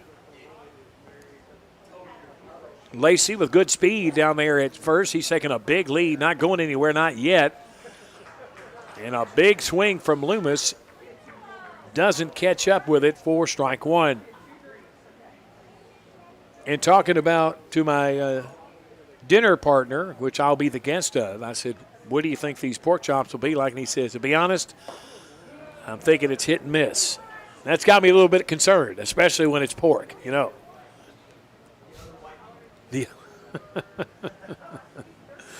One ball and 1 strike. I'm just praying that your dad's not listening right now. 1-1 with 1 out, a runner at first. Lacey there and not going anywhere, and that one's outside. It's 2-1 and a fine play there by the catcher, Kalen. As we haven't been able to talk about his defensive exploits as much as his home run ability, because he does have the only home run we've seen this year at Flash Field for opponent or someone in a Flash uniform. The 2-1 pitch. And that was hit in the air, popped up, calling for it is the shortstop. Spalding will make the catch, and there's 2 gone. Now batting for your Henderson Flash. Ellis hurt. He's got one of the team's 4 hits today. And I'd like to see Ellis get a hold of one here. And you got good speed down at first, and if you can catch Lacey running, okay, there you go. Dad has spoken, Wyatt. I'm just telling him. I'm telling you, Aaron, this is what your son said. Now, I don't believe that. I've broken bread with you before. That one's chopped foul. That's going to be a dead ball. 0-1. I wouldn't make the drive to Broadview if it wasn't outstanding cuisine. And that's why I fully entrust you 1,000%. 0-1. The guy invites a person to dinner, and this is the thanks he gets. There's the runner goes, swinging a ground ball. That's going to get through for a base hit. First and second on Ellis Hurd's second hit of the night. And that sets things up nicely for Wyatt Bowling, who did strike out, but then he popped to left field. He's 0 for 2 today.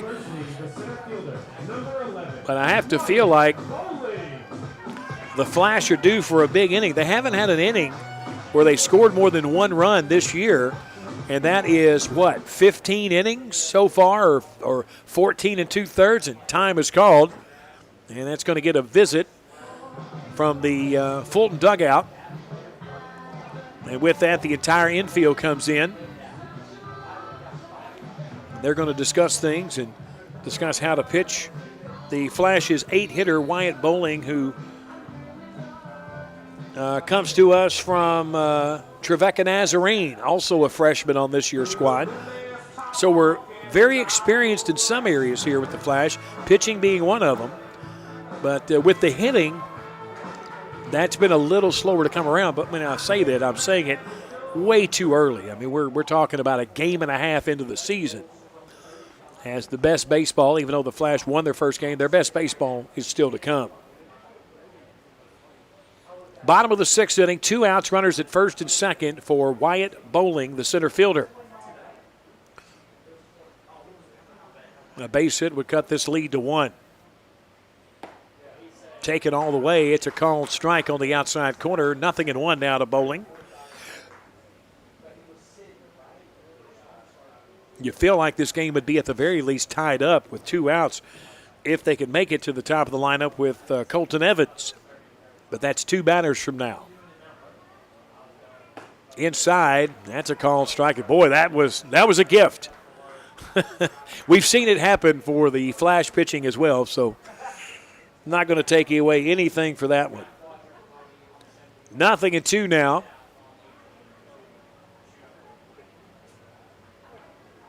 Runner's not going anywhere. Swing and a miss. That's going to do it for the Flash as they get a couple of runners on and 2 strikeouts in the inning, and they do not score. It remains 3-1 as we head to the 7th inning. When we return, it's Flash Baseball on WSON, WSONradio.com, and WSON YouTube channel.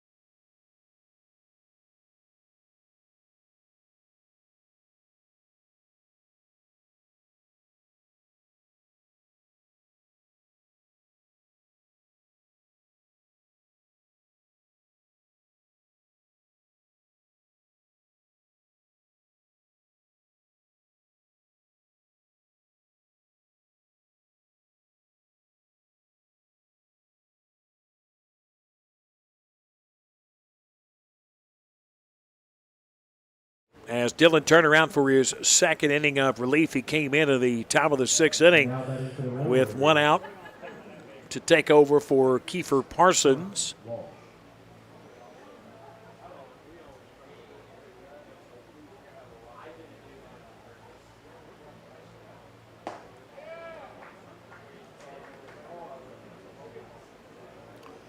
First one is a strike, 0-1.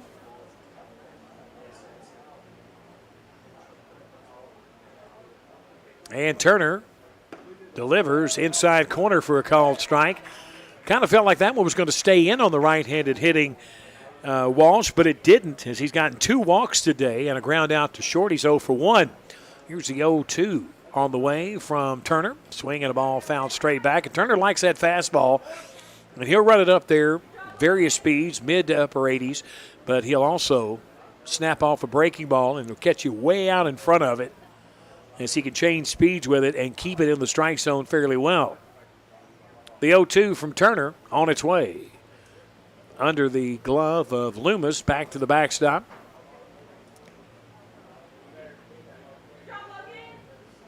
As Logan Haslam hearing it from the crowd, as he is the baseball guy today. He gets all the baseballs. He brings them to the umpire and also chases down the balls behind home plate. And the 1-2. good breaking ball, but it just was a late break and still way high in the zone, and the count is 2-2. I'll say this about this baseball game. It started at 6, and an hour and 40 minutes later, here we are in the 7th inning. Good pitch. That's a called third strike. That'll get Walsh for the first time today. And that is the second strikeout for Dillon. Now batting for the Railroaders, number 1. One away for Garner Anderson. Also hitless today, grounded to short. Grounded out to the pitcher and struck out. He can put the ball in play. We've seen that before. Long and lanky is Anderson, especially batting in that 3-hole. This is the first one for ball 1.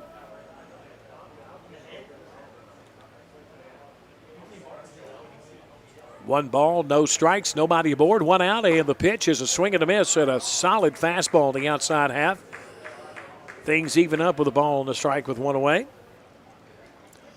We'll talk about this and more tomorrow morning here from Isaac Thatcher in the Morning Sports. That one's popped up, out of play as well, as that'll be a part of Stephen Ginger. Ginger will be with us, I think, Monday and Tuesday this week, if I'm not mistaken.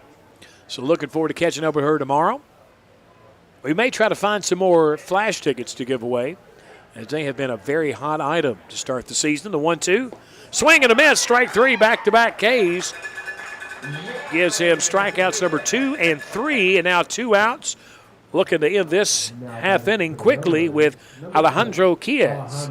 Quies struck out twice. That was in the 3rd and the 5th innings, and was hit by a pitch in the 2nd. He is a big guy, left-handed hitter, facing the right-handed, hard-throwing Dylan Turner. Inside, did it hit the batter? No, apparently not, but the batter did hit the ground rather quickly.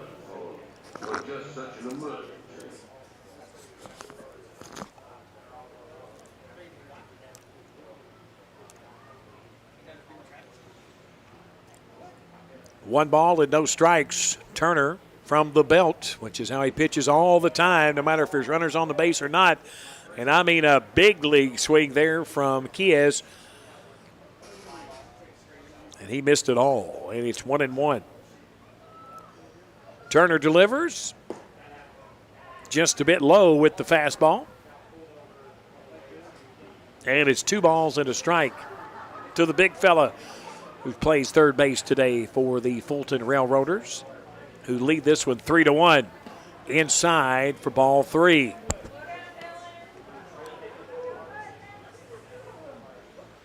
Top of the 7th inning, 3 runs, 2 hits, 1 error for Fulton Flash. 1 run, 5 hits, and 2 errors.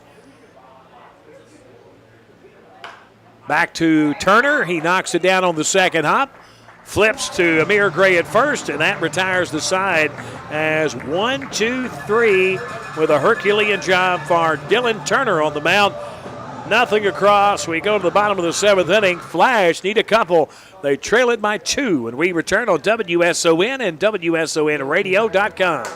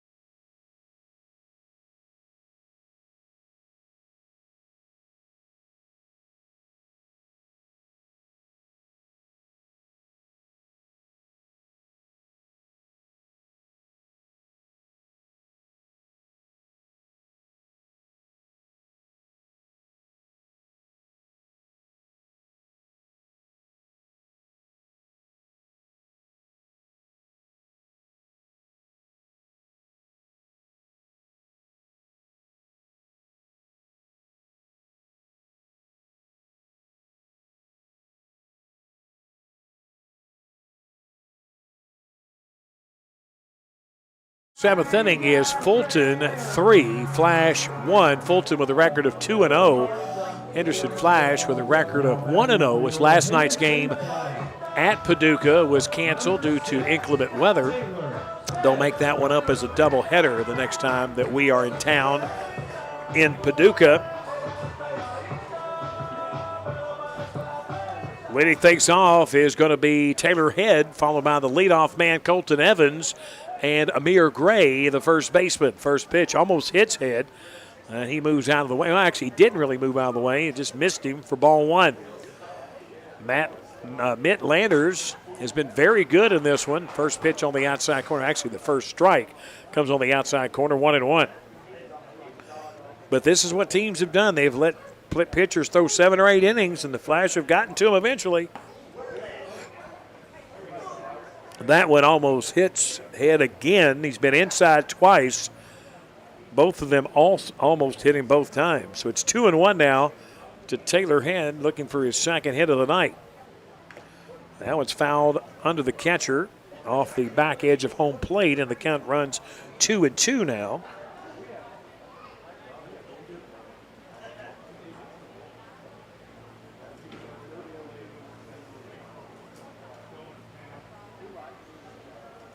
Two balls, 2 strikes. Landers delivers, and that one's popped in the air, right side and out of play.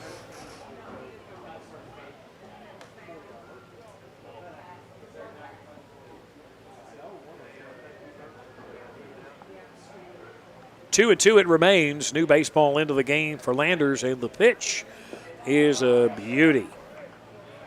But dropped by the catcher, actually low in the zone. Looked good. Again, I can't see where the ball's caught, as I'm blocked by both the catcher and by the home plate umpire here in the grandstand behind home plate. The payoff pitch on its way. Swing and a miss, strike 3. Strikeout number 4, as he didn't have but 1 strikeout through the first 5 innings. Now in the 6th, he had 2. In the 7th, he's got another one to make 4. So the Flash guys have been, well, not very helpful as far as swinging at bad pitches, and they've walked 3 times in this one to go with a couple of hit batsmen. So with 1 out, nobody aboard for Colton Evans, looking for his second hit. Got a single up the middle last time up. Takes that fastball high for ball 1. Back with the broadcast on Thursday, as I believe I said that Paducah would be coming to town. That one hits Evans. He turned out of the way, but it hit him in the left shoulder. 3rd hit batsman of the game. So good speed on it first for Amir Gray, who hit into that fielder's choice that did reach base, but then was subsequently forced out on the double play after the line drive to Kiez at 3rd, his last plate appearance in the 5th inning. It just seems like so far early in the season, the Flash team, when they faced both Hoptown the other night, faced arguably their best pitcher, or maybe even it wasn't their best pitcher, he threw his best game in a while. Same thing tonight with Mitt Landers. Don't know where he falls in the pecking order of that pitching staff, but he has been very tough tonight. First pitch to Amir, high and outside for ball 1. Amir from Chicago, Illinois, playing his college baseball currently after his redshirt season at Purdue University in the Big Ten. The 1-0 pitch from Landers. Outside, just misses, 2-0. Flash need to run. They gotta flush this. They gotta start getting guys on, maybe being a little more decisive on the bases. Take some risks from time to time. That one's a bit high, and it's 3-0 to Amir.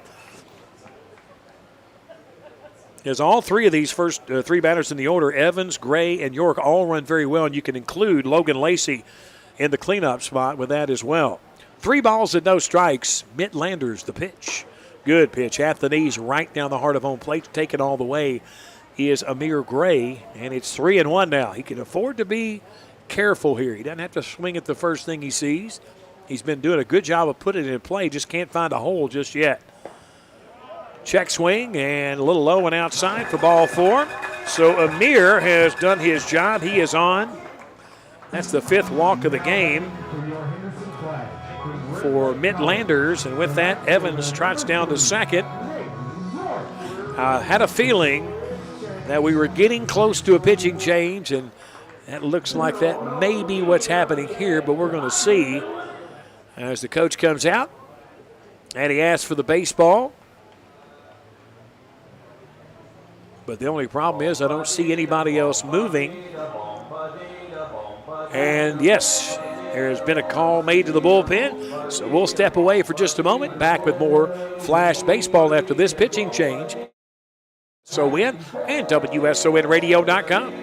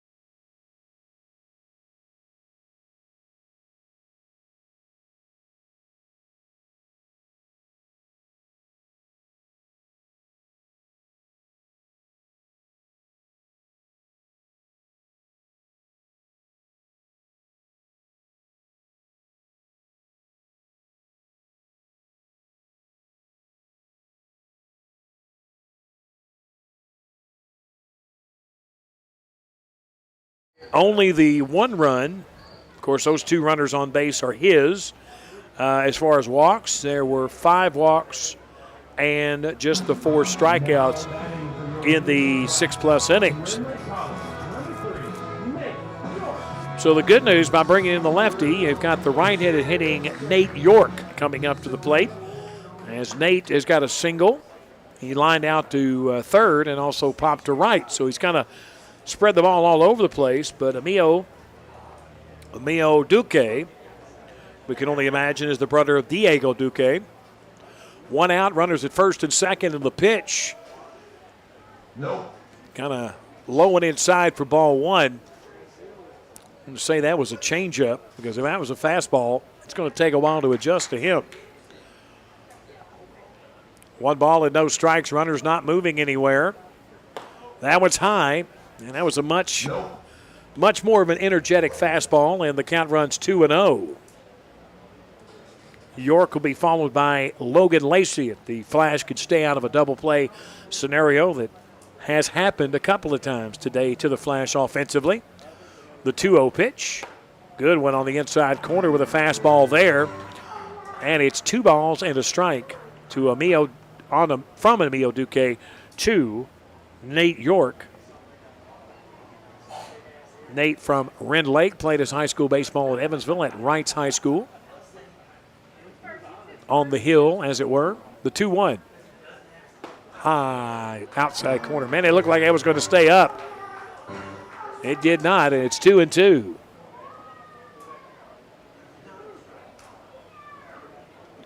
Two balls, 2 strikes. Might see the guys moving here. Evans kind of walking into his lead. Oh, he thought about it. Not going, and it's low and inside, and it actually stopped by the catcher. It actually bounced off of the back of the leg of York, and it stayed put right there. And it's 3-2 now. Just 1 out here for the Flash. Base hit will make a game out of it. 3-1 currently here in the bottom of the 7th inning.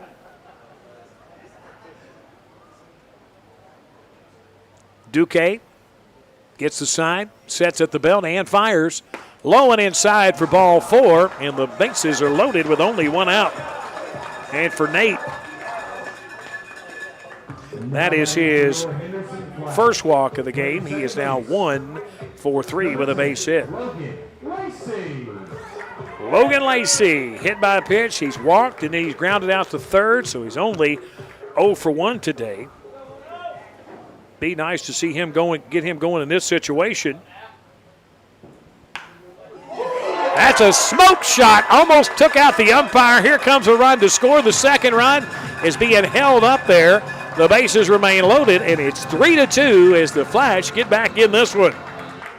I mean, Lacey roped that shot back up the middle. Guy's got a family to think about out there. Ushel.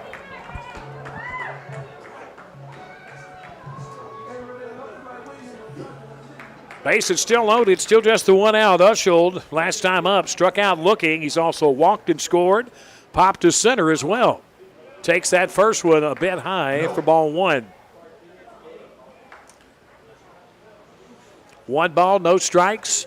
In on the grass at first is the first baseman, Cannon Lewis. Everybody else straight away. They want to try to stop Gray with the tying run at third. That one's inside. And it's 2 balls and no strikes. Kind of surprised they held Gray up. Good speed at third. But they just kind of err to the side of caution here because it looks like they may have found something they like with Emilio Duque on the mound. The left-hander fires. It's in there. It gets away. Here comes the runner. There's going to be a play. Nope. He holds the throw. Head first safely is Gray. And we are tied at 3. As the Flash have been a little flashy on the bases this time around. Runners now are at second and third as Lacey moves up. York moves up as well. And Ushel has a hitting. Well, he's got a walking count right now at 3-0. If he walks, it's bases loaded for Brock Loomis, the Flash catcher. He's been on base a couple of times as well. Let's see if he swings away. Nope, it gets away from the catcher. It comes all the way to the plate. Runner coming in to score. He's in there safely. The other runner is going to stay at third. And the Flash have taken the lead as there has been some gratuitous misgivings on behalf of the pitcher and catcher here this inning. So Lacey is now down at third base after his single. Ushel is at first base after the walk. And they're going to talk about it, and there might be other or better days ahead for Emilio Duque, and they're going to take him out immediately as he did not record it out. This is one of the quicker outings that we've seen as he faced, if I'm not mistaken, he faced Nate York. That was his first batter. Did not record an out. So he worked a part of a half inning, gave up 1 hit, multiple runs, and there's runners on base that are all his. Currently runners first and third. As far as walks are concerned, he did have a walk, and he did not strike out a batter. Tough night for the young man. Flash on top 4-3. We'll take a timeout, come back with more right after this.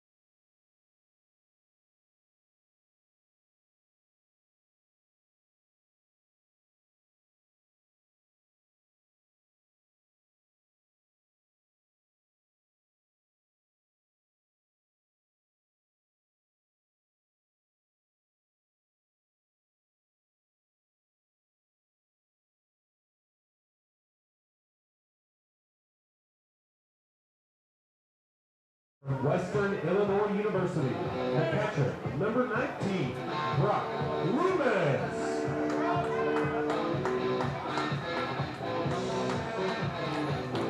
Well, it's going to be a new pitcher, Drake DeFreitas. Drake DeFreitas is into the game now. He's the third pitcher being used by the Railroaders. And that one hits Brock, and that's going to load him again. My goodness. When the wheels fall off for Fulton, they have really fallen off. So that loads the bases quickly for Ellis Hurd, who singled his last 2 times at the plate. So here we are, a chance to really open a big inning here. If Ellis could get anything through this infield or hit it into the outfield, they're going to pick up at least a run, maybe 2, and push this 1-run lead even further. 4 runs on 6 hits for the Flash. That one's outside for ball 1. Again, that new pitcher, Drake DeFreitas. Lacey at third, Usheld at second, and now Loomis after the hit batsman at first base. Swing and a miss, and a big cut from Hurt. And the count evens at a ball and a strike.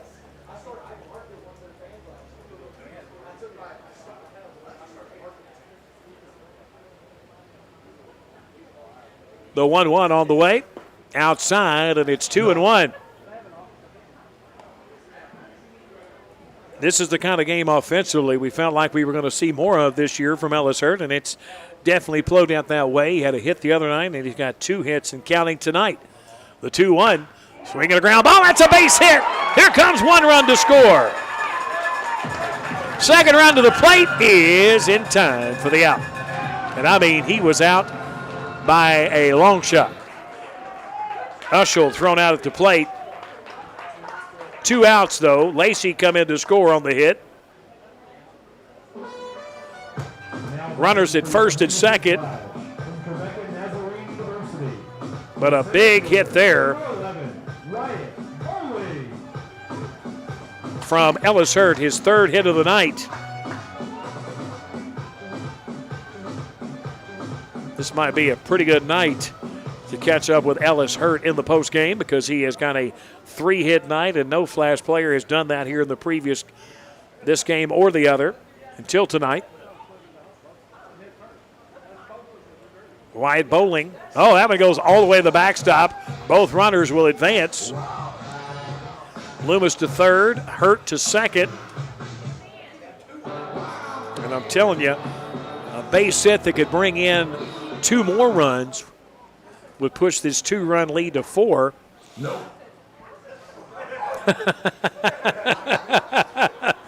Sorry, folks, but if you're watching it on WSO and YouTube, you know exactly what just happened.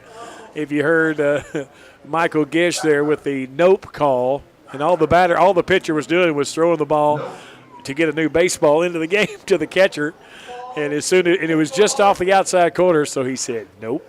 So just another fun night at the ballpark, folks. 2 balls and no strikes, and that one's on the outside edge. 2-1 now to Wyatt Bowling. Got a pair of strikeouts, plus he popped to left field. So he's looking for that base hit here. They're playing him around. The second baseman, Walsh, is way toward first. Big gap right up the middle. Swing and a miss, and it's 2-2.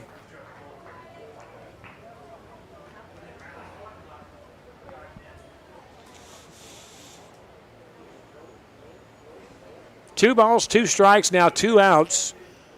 Flash with 4 runs in the inning to take a 5-3 lead here in the bottom of the 7th. That one's fouled off the catcher's mask. Or no, that was actually off the umpire's mask. I apologize and hope he's okay. And looks like he's going to be just fine. 3 runs, 2 hits, and an error for Fulton. 5 runs and now 7 hits, 2 errors for the Flash. They lead at 5-3 here in the bottom of the 7th. The pitch on the way from DeFreitas is high.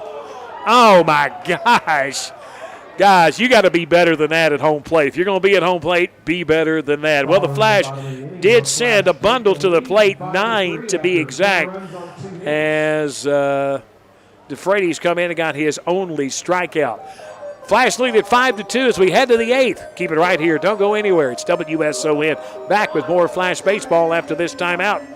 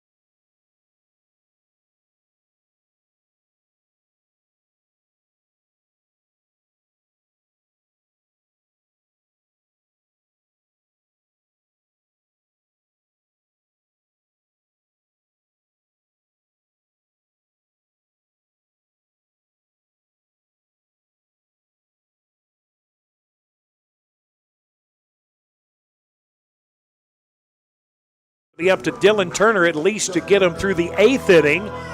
And I can only imagine if Dylan looks good and gets through it in let's say 15 to 18 pitches, maybe we'll see him in the 9th. But again, a lot of work to be done as Fulton down to their final 6 outs in this one. And it is going to be coming to the plate for the Railroaders, Diego Duque, Cannon Lewis, and Nick Kalen. Of course, we know the damage that Kalen has done. Kalen with a 2-run home run that gives the Railroaders 2 of their 3 runs tonight. As a matter of fact, all their runs come from the 5, 6, and 7 hitters in this lineup of Duque, Lewis, and Kalen. Dylan Turner, as we said, pitches every time from the stretch. Duque, the first one up, the DH. Swing and a miss. Big cut, but only a strike, 0-1.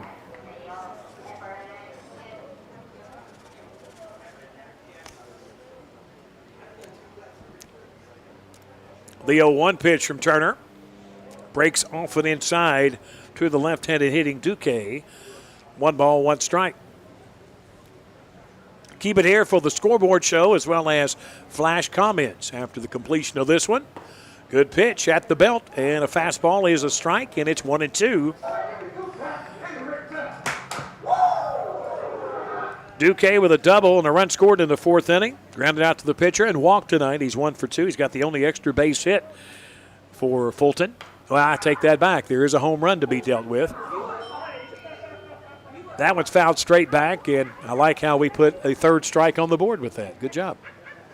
I like that. I want to give them something to look at. 1 ball and 2 strikes. And the 1-2 on the way from Dylan Turner. And was fouled out of plate from the Willamette alum, Dylan Turner. He's a bulldog, I'm telling you. He kind of resembles that the way, especially the way he pitches. He's in attack mode all the time. He sets and fires outside just a bit low, and it's 2-2. Henderson Flash looking to stay unbeaten if they can hold this 5-3 lead, and they could go 2-0 on the season. We'll talk about who their next opponent is coming up in a moment. The 2-2 is swing and hit to left field. That's going to get down. Hurt gets over there in a hustle, and he's going to keep that as a long single. Duque now with his 2nd hit of the night. Now batting for the Railroaders, number 17, Cannon Lewis.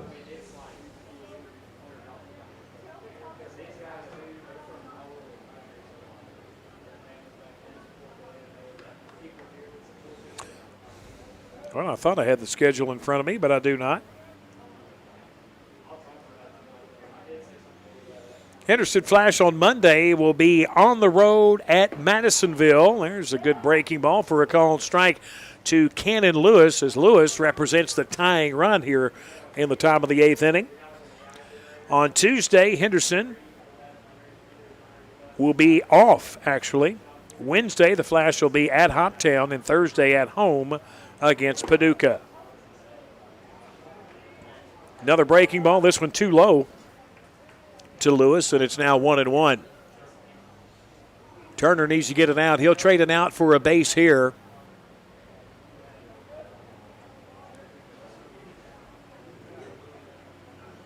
And the 1-1 pitch from Turner on its way. Swears to bunt, but he misses it. Pulls it back in the last second, only to take a fastball on the outside corner. The run to count a ball and 2 strikes now to Cannon Lewis. He is the Fulton first baseman. He's got 2 strikeouts already tonight, but he did walk and score a run back in the 6th. I think a big hook right here is just what the doctor ordered. That one's in the dirt, and a fine stop there by Loomis.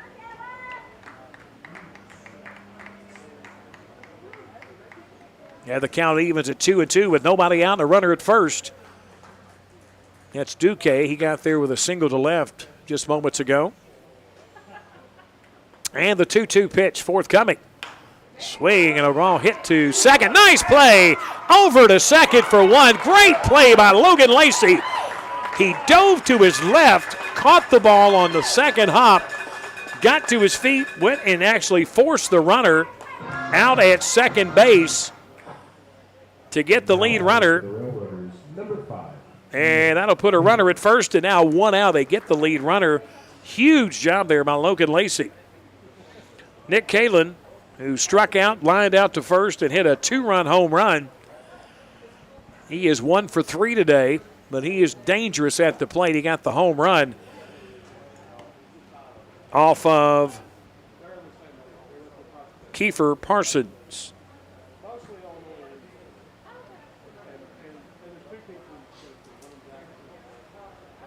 One ball and no strikes. Time is called. There's Kalin.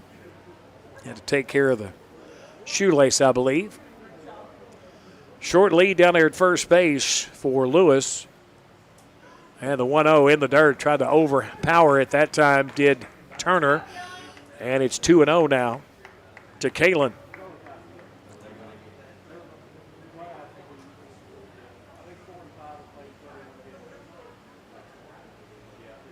Turner sets it to belly. And the 2-0.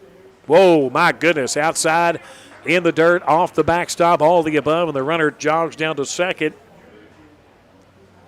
Following the wild pitch by Dylan Turner. Now with that base open, go ahead and put the kid on. It does bring the go-ahead run to the plate. But I'd rather, with 1 out, have force outs at a couple of bags, maybe all 3, first, second, and third. But also, if you make him earn his way on, maybe he pops it up in the infield. The 3-0 offering from Turner. At the knees. Nope. Taken for ball 4, which I kind of feel like they were heading that way anyway.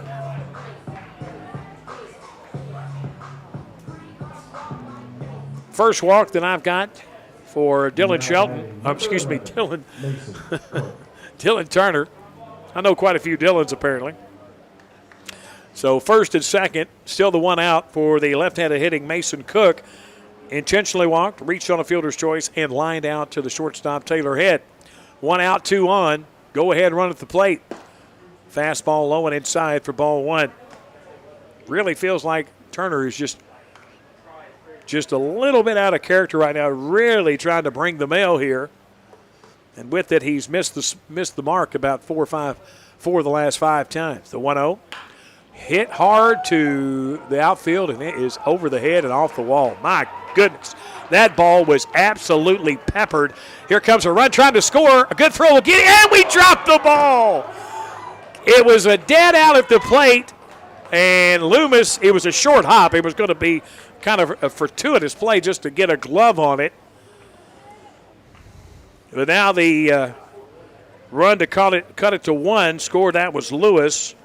The other runner is now stayed at third.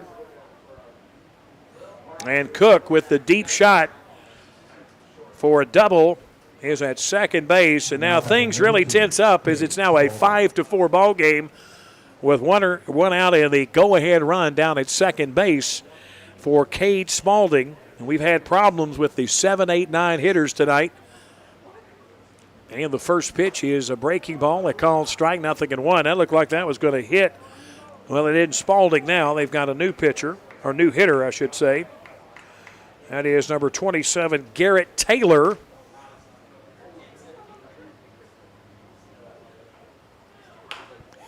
Hits that one on the ground to short. That's going to score the run. It may get a run at first anyway. Yep, sure does.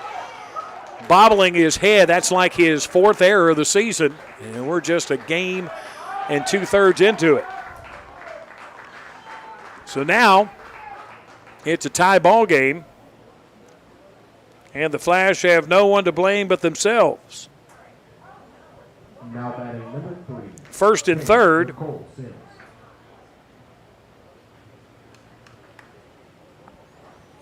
For Fulton.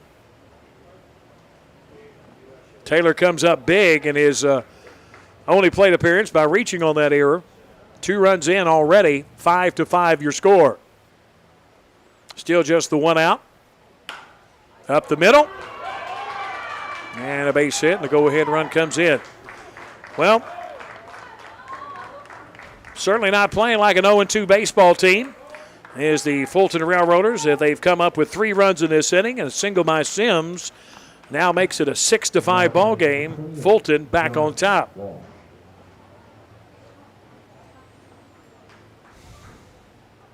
Jonathan Walsh is the batter.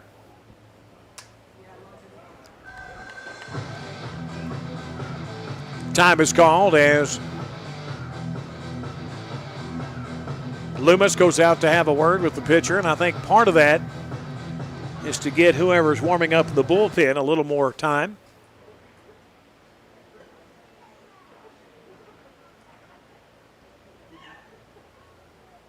Flash had their chance to cut that run down at the plate moments ago, but again, it was just a bad hop right there in front of Loomis, and he just couldn't grasp it.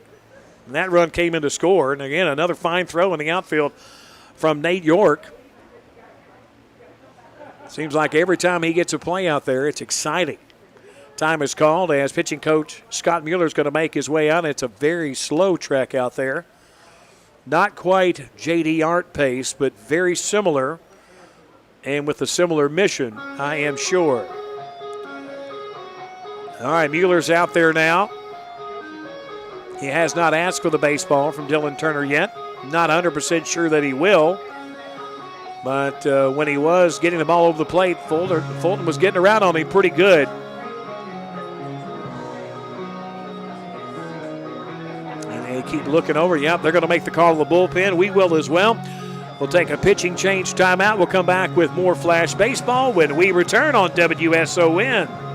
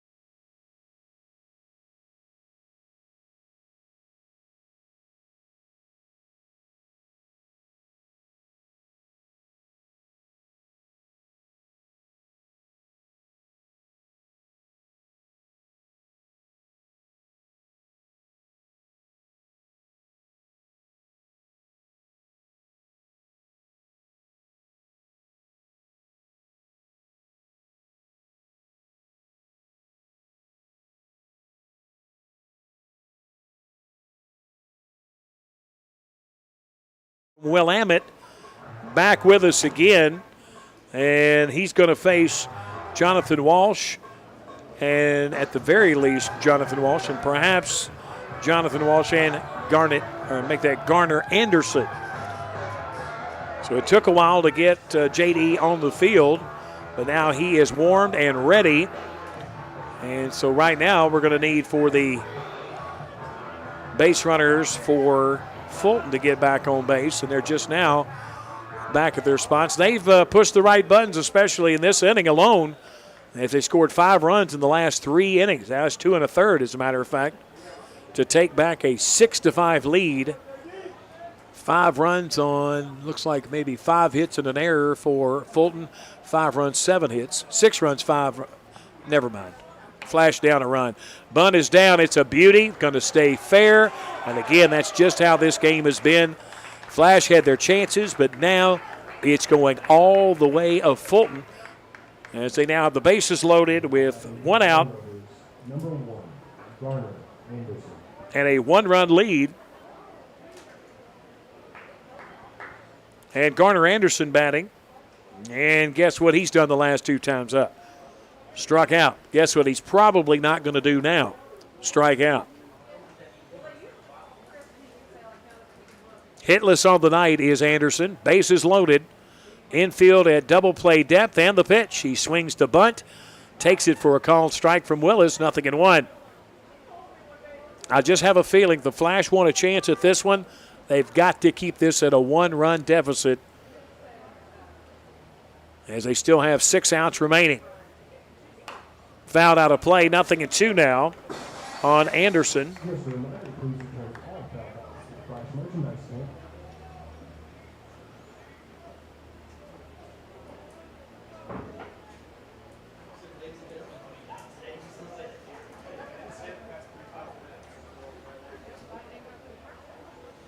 Nothing at 2. Willis sets at the belt, looks to the plate and fires outside, and it's 1-2.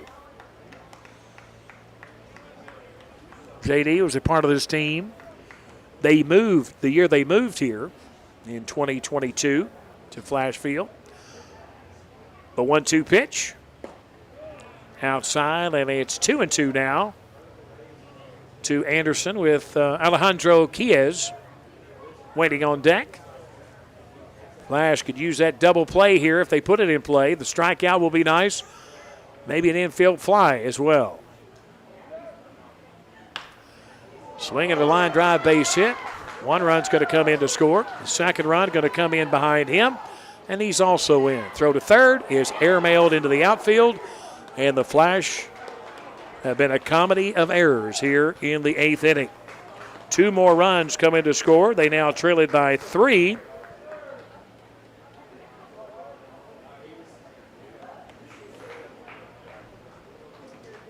Anderson with a base hit to left. He made it down to second. Runners at second and third now for Alejandro Chiez.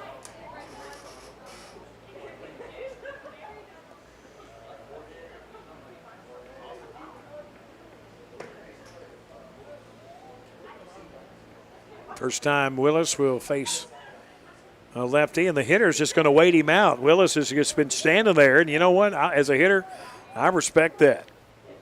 Now Willis is going to have to make a pitch here, and he hits the batter. You know what? I think the batter knew that was coming because he said, "You know what? I gave you a chance to step out of the box. You didn't do it." So Alejandro takes one for the team, and the bases are loaded again as the 10th batter in the inning comes to the plate. And that is Diego Duque. Now batting for the Railroaders, Diego Duques. What is Duques? That sounds like a casserole. Casserole Duques. Base is loaded, only 1 out.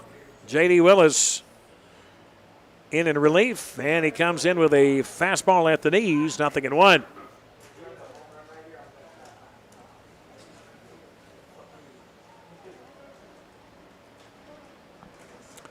Duque today got a double Got a single. He's hammered the ball a couple of times very nicely.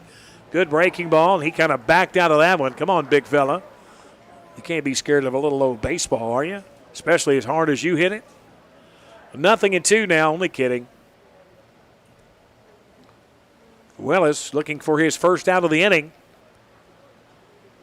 Swinging a ground ball to short, could be two. They're going to go to second for one. Over to first, in time for the double play. 6-4-3 on that double play. And that retires the side. As we move now to the bottom of the 8th inning. Flash down by 3 when we return. It's 8-5 Fulton when we return on WSON and WSONradio.com.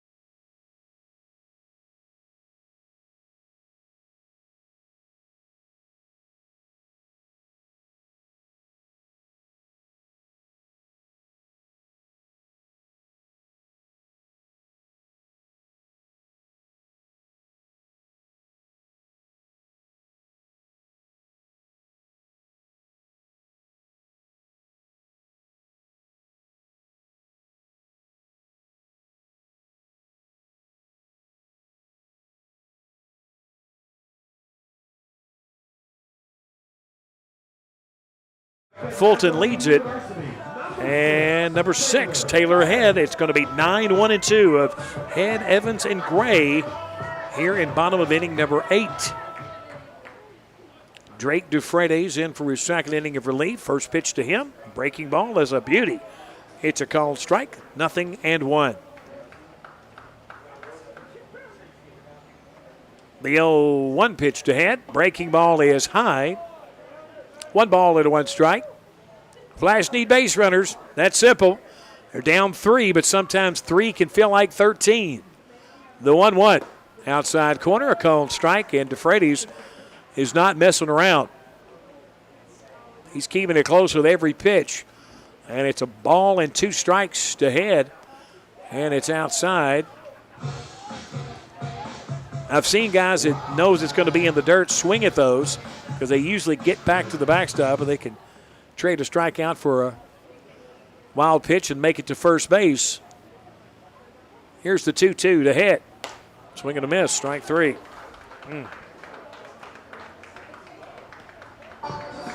Head strikes out for the second time in a row.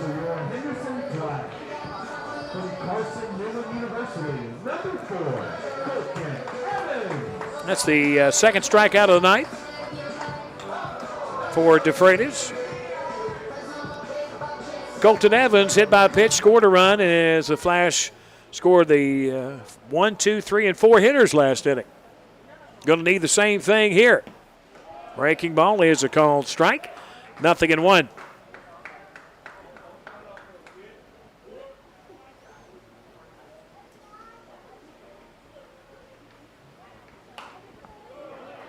Pop foul and out of play.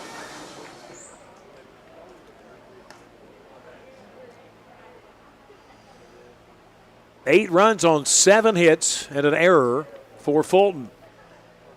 5 runs on 7 hits, 3 errors for the Flash. I think that 3 was a kind number for the Flash as far as arrows are concerned, and Evans uncharacteristically takes a called third strike. And it just appears that the Flash have kind of lost their way here right after taking the lead. Just could not put a good defensive inning together following that next half inning.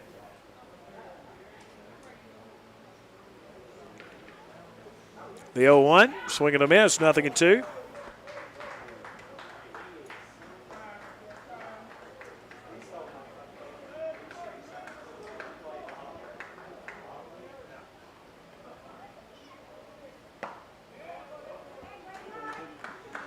Nope. That one misses, and it's a ball and 2 strikes now to Amir Gray. Scored last inning, but heck, it felt like for a minute there everybody did. The 1-2, swing and a miss, and a giant uppercut. And striking out the side 1-2-3 was Drake DeFreitas. Flash go down 1-2-3, nothing across. 4 strikeouts in the game now for Drake DeFreitas since coming in last inning. The Flash will go back on defense. Bring a glove, folks. This could be a long one. Back with more Flash baseball when we return on WSON and WSONradio.com.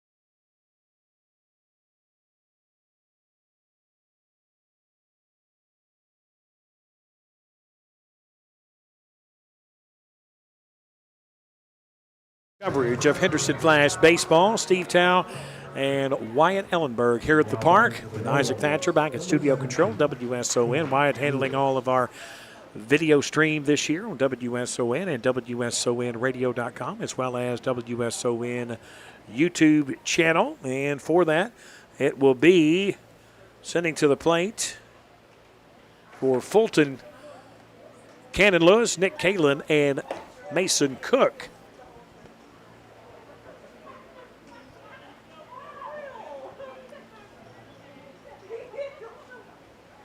First pitch misses wide for ball 1. Willis in for his second inning of relief. That one is outside again, 2-0. Willis is the 4th pitcher of the night for Flash. I think the Flash ran 4 pitchers out there the other night on Friday's win over, well, they actually threw 5 pitchers the other night when Logan Haslam came in to get the save late in the win over Hoptown. 2 balls and a strike. Willis staring down Lewis, and that one is a breaking ball outside. 3-1. Well, all of the air has been sucked out of the room as far as the Flash fans are concerned, as they are just kind of waiting on this one to end. That's outside for ball 4. So where both teams were a hard time getting base runners early on, now it seems like it's fairly effortless when it comes to Fulton at this point. Number 5, Nick Kalin, again, the guy with the 2-run home run, was kind of the difference maker early on, and then it was a 5-run 8th inning that kind of spelled the undoing to this part for the Flash. And the left-hander, J.D., looks to first, looks to the dish, and delivers outside for ball 1.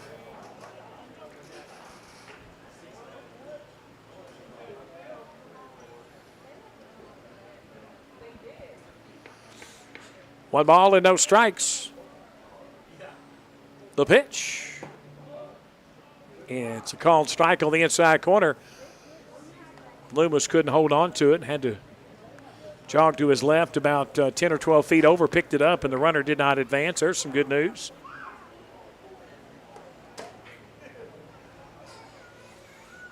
The 1-1 pitch on its way. Swing and a miss. Took just a little bit off the fastball there to run the count of ball and 2 strikes. Want to thank Amir Gray for talking to us in the pregame.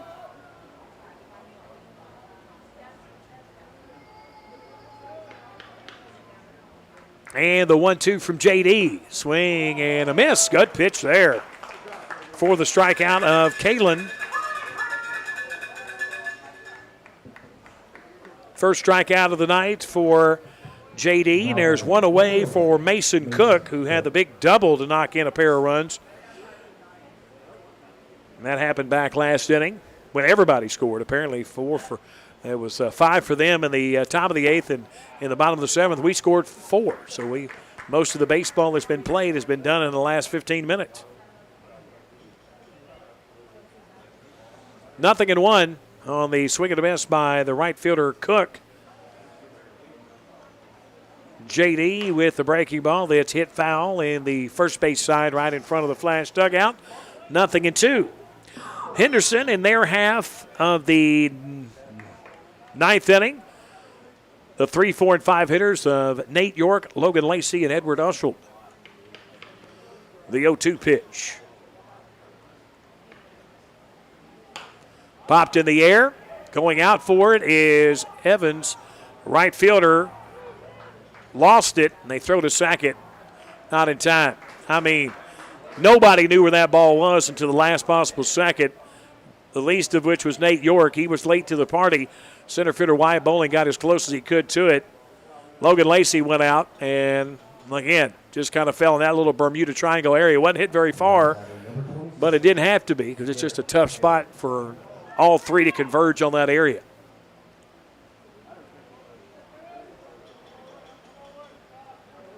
Better nights ahead for the Flash. So that's going to be a single by Cook. Runners now at first and second. Swing and a miss from Garrett Taylor. He had the big, error as he reached on an error to the shortstop Taylor Head that really kept things going for the Fulton Railroaders last inning. Stayed in the game for Spalding at the shortstop position. That one's outside. And it's 1-1. It is 8:40 now. This game is just about 2 hours and 40 minutes old. And it's a school night for me. The 1-1. Swing and a miss. A ball and 2 strikes. Got to be on the air with Stephen Ginger bright and early at 6 a.m. tomorrow morning. Tao and Tracy will come your way on 97.7 FM WREF, our sister station, at 8 a.m.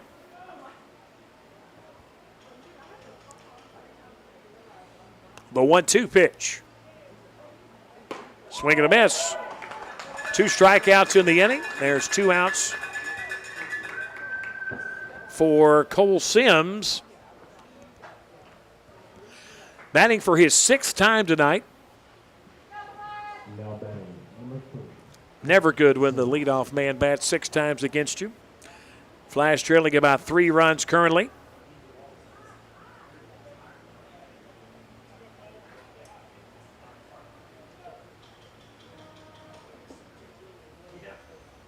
Two outs with 2 on. And the pitch to Sims on the way. Good pitch. Breaking ball taken for a called strike. And I'm being honest when I say this. J.D. Willis has improved so much since he came in that you almost forget what it looked like last inning. He's throwing the ball very well. Of course, Dylan Turner just really struggled in that 8th inning. The 0-1. Low, and it's a ball and a strike. Let's check the UK Indiana State score in college baseball. As the Cats lead at 5-0 in the top of the 7th inning. Make that the bottom of the 7th as they're about to change, but they're on top. There's some good news. Swing and a ball fouled into the mitt. And Willis looking to strike out the side as he's looked very good this inning. Started it with a walk, did give up a single, but he struck out the second and fourth hitter he's faced. Now trying to strike out the fifth hitter of the inning in Sims. The 1-2 pitch. Outside corner, just missing, and it's 2-2.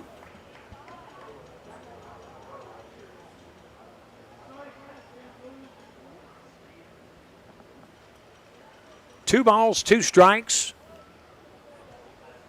Willis, very methodical tonight since coming in. The 2-2. Oh, thank goodness that's a foul ball. Hit off the knob of the bat.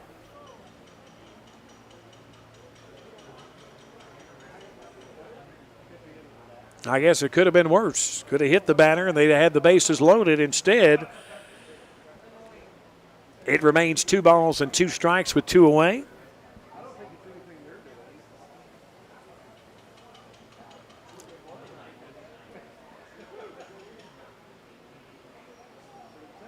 All right, the 2-2 on its way.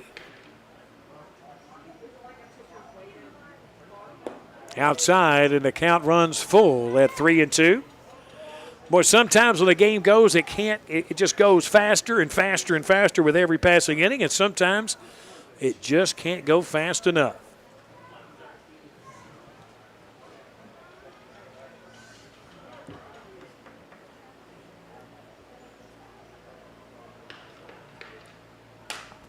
That one's popped up, and that's going to go into left field.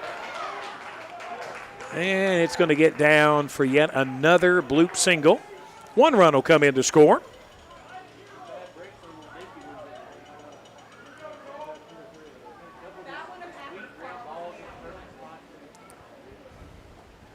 Single for Sims. His second of the night. Cook moves to third on the play, and the Flash now down 9-5.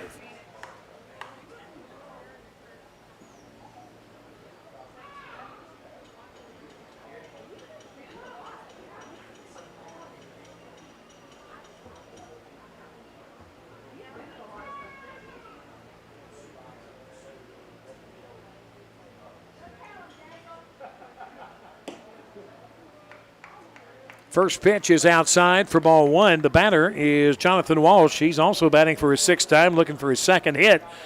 He's got a pair of walks, struck out and grounded to short. He's done a little bit of everything tonight. 9 runs, 9 hits, 1 error for Fulton. 5 runs on 7 hits, 3 errors for the Flash. Swing and a miss, and the count evens at a ball and a strike to Walsh.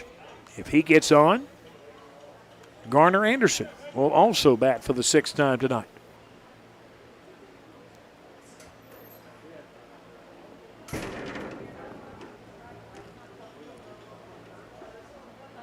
And the 1-1. Nope.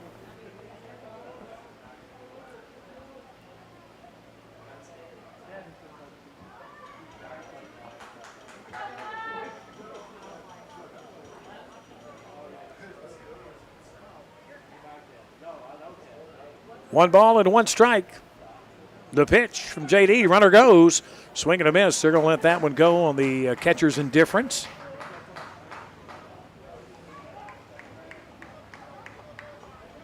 And it's a ball and 2 strikes with 2 outs. Runners at 2nd and 3rd. JD's trying to get us into the 9th inning. Or I should say the bottom of the 9th inning. The pitch. Good pitch on the inside corner, and that ends it. That is the 3rd strikeout of the inning, so he does strike out the side. It was 1 run on 1 hit, no errors, and 2 left. We move to the bottom of the 9th inning. Flash trailing by 4 to the Fulton Railroaders. When we return, it's WSON Flash Baseball. Keep it right here, folks.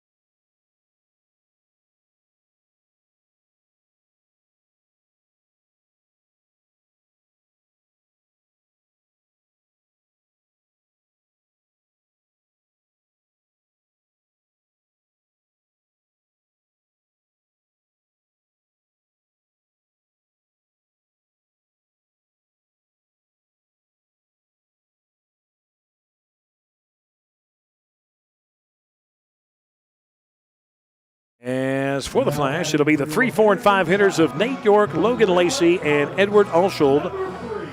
As the Flash needs several, and they got to start with base runners first. So it's time to lock in against Drake DeFreitas, who's been very good since coming in. First one is missing inside on a fastball for ball one. York, Lacey, and Ushold, and we could use Lummis, Hurt, Bowling, Head, Evans, and Gray to bat this inning. That one's high, 2 balls at no strikes. It was the Fulton Railroaders in which the Flash trailed about 16 or 15-4 2 years ago here in the season opener, or the home opener, and the Flash came back and won it after trailing by 4 in the bottom of the 9th inning. Do they have what it takes to make that kind of a comeback tonight? Well, we'll see. Here's the 3-0, and it's high for ball 4. So the first batter that comes up to face DeFreitas, I should say, did something he hasn't done tonight, and that's give up a walk. Coming to you from Harding University, number 10, Logan Lacey. Logan Lacey batting tonight for the 5th time. He's got a single, hit by a pitch, also walked and grounded out to third. He's going to be followed by Ushold, who is hitless on the night. Short lead at first, runner's not moving, and that's a good fastball to the inside corner for a called strike. 0-1 now to Lacey. 3-0-1. That's a beauty again, and it's 0-2.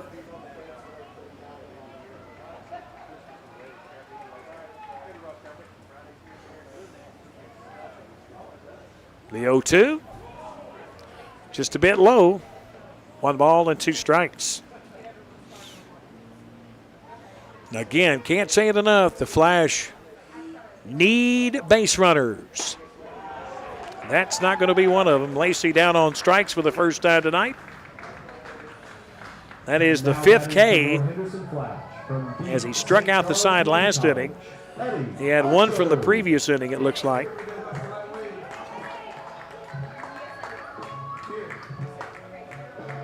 But maybe not. So 1 out for Edward Ushold. Takes the first pitch, belt high for a called strike, 0-1.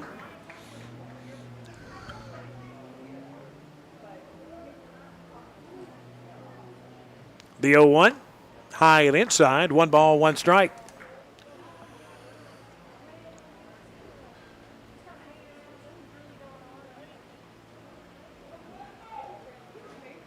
The 1-1 pitch. Outside, and it's 2-1 now.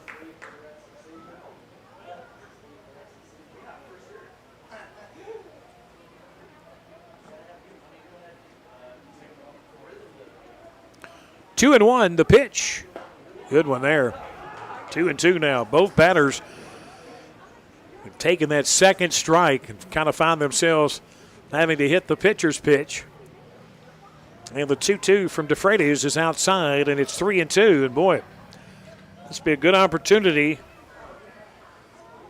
to get one out of the zone here and put 2 on and at least bring the tying run out of the dugout.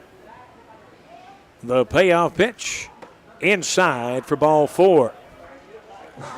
So Ushold is on. Second walk of the inning, second walk of the game for DeFreitas. Now batting for your Henderson Flash from Western Illinois University, number 19, Brock Loomis. All right, it's Brock Loomis. Hit by a pitch, walked, hit by a pitch again, and grounded out. I make that popped out to short. He's also looking for his first hit in 5 tries. First and second, 1 out, the pitch. Outside, that's going to move the runners up. Second and third. Still just the 1 out. A base hit would cut this lead in half. And Loomis could be just the guy to do it. Ellis Hurt, who's 3 for 4 tonight, he waits on deck. He's been on base all 4 times tonight.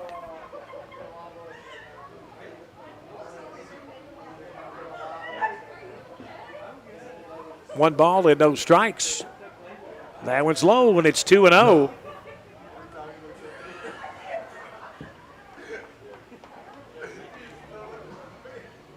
2 balls, no strikes to Loomis. Coming set is DeFreitas, and the pitch. It's a beauty. Fastball on the outside corner, and it's 2-1. I like the patience at the plate from this young man, Brock Loomis. Got to know him a little bit on the show Friday. Maybe a little too patient. 2-2 now to Brock. 1 out with Ellis Hurt. Maybe the hottest hitter for both teams on deck. If we can get a walk here or a base hit, that'll bring the tying run to the plate. The 2-2 outside, and it's 3-2 now.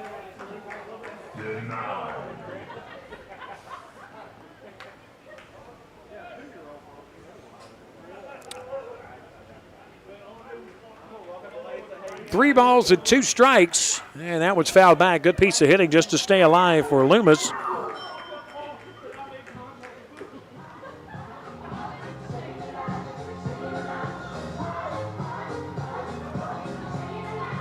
It has been a gorgeous night for baseball here at Flash Field. Just haven't had enough gorgeous baseball, at least not yet. That could be changing here any moment now with the payoff pitch with 1 out and runners at second and third. That's outside for ball 4, and the bases are loaded with 1 out. As Loomis has had the eye tonight. Hit by pitch twice, now he's walked twice. Now batting for your Henderson Flash from Quebec Nazarene University. Bases loaded for Ellis Hurt. Time is called, and it looks like we're going to have another pitcher. Is that what I'm seeing? I'm going to make sure I see somebody coming out of the bullpen before we check that out. For the way DeFreitas has pitched, for him to walk the bases loaded, that is a bit of a surprise because he's had some really good control. And with that being said, they had a player come in and just, I don't know if they changed position or he just changed gloves, so he went into the dugout, but they kept DeFreitas on the mound.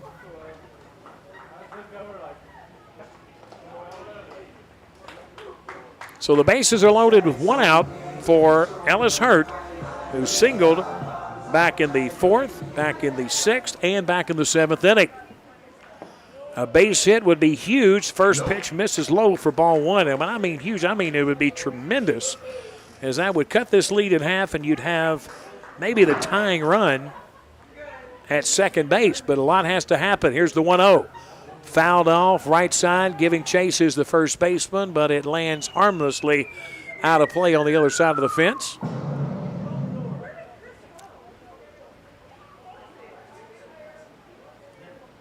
One ball, 1 strike, 1 out. Loomis at first, Ushel at second, and York down at third, and the pitch from DeFreitas fouled straight back. He had the pitch he wanted, lined it straight back, so he wasn't off by much. Was Hurt. Wyatt Bowling on deck. Struck out 3 of the 4 times he's been to the plate tonight. The last one looking. All right, a ball and 2 strikes. The pitch to Hurt is a ground ball, could be 2. They're going to flip to second for 1, over to first, not in time. So a run comes in to score. That is York. Runner at second is out.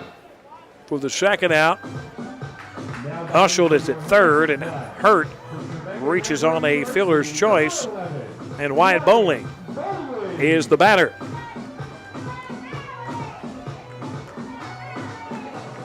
Flash need at least 2 hits, maybe 3 to take the lead, or at least to tie it up, I should say. I think right now we would take 2 hits to tie it up, a possibility of 3 hits to win the game. First was a swing and a miss, and the 0-1.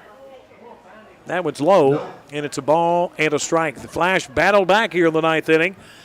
After they gave a ton back to trail it by 4, it's now a 9-6 ball game. That one's high, and it's 2-1 now. To Bowling.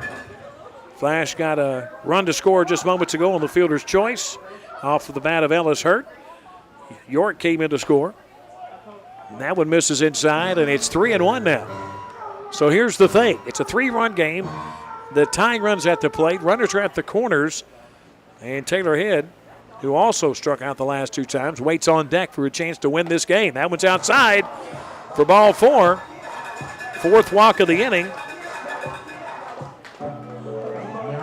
And with the bases loaded, it's Taylor Head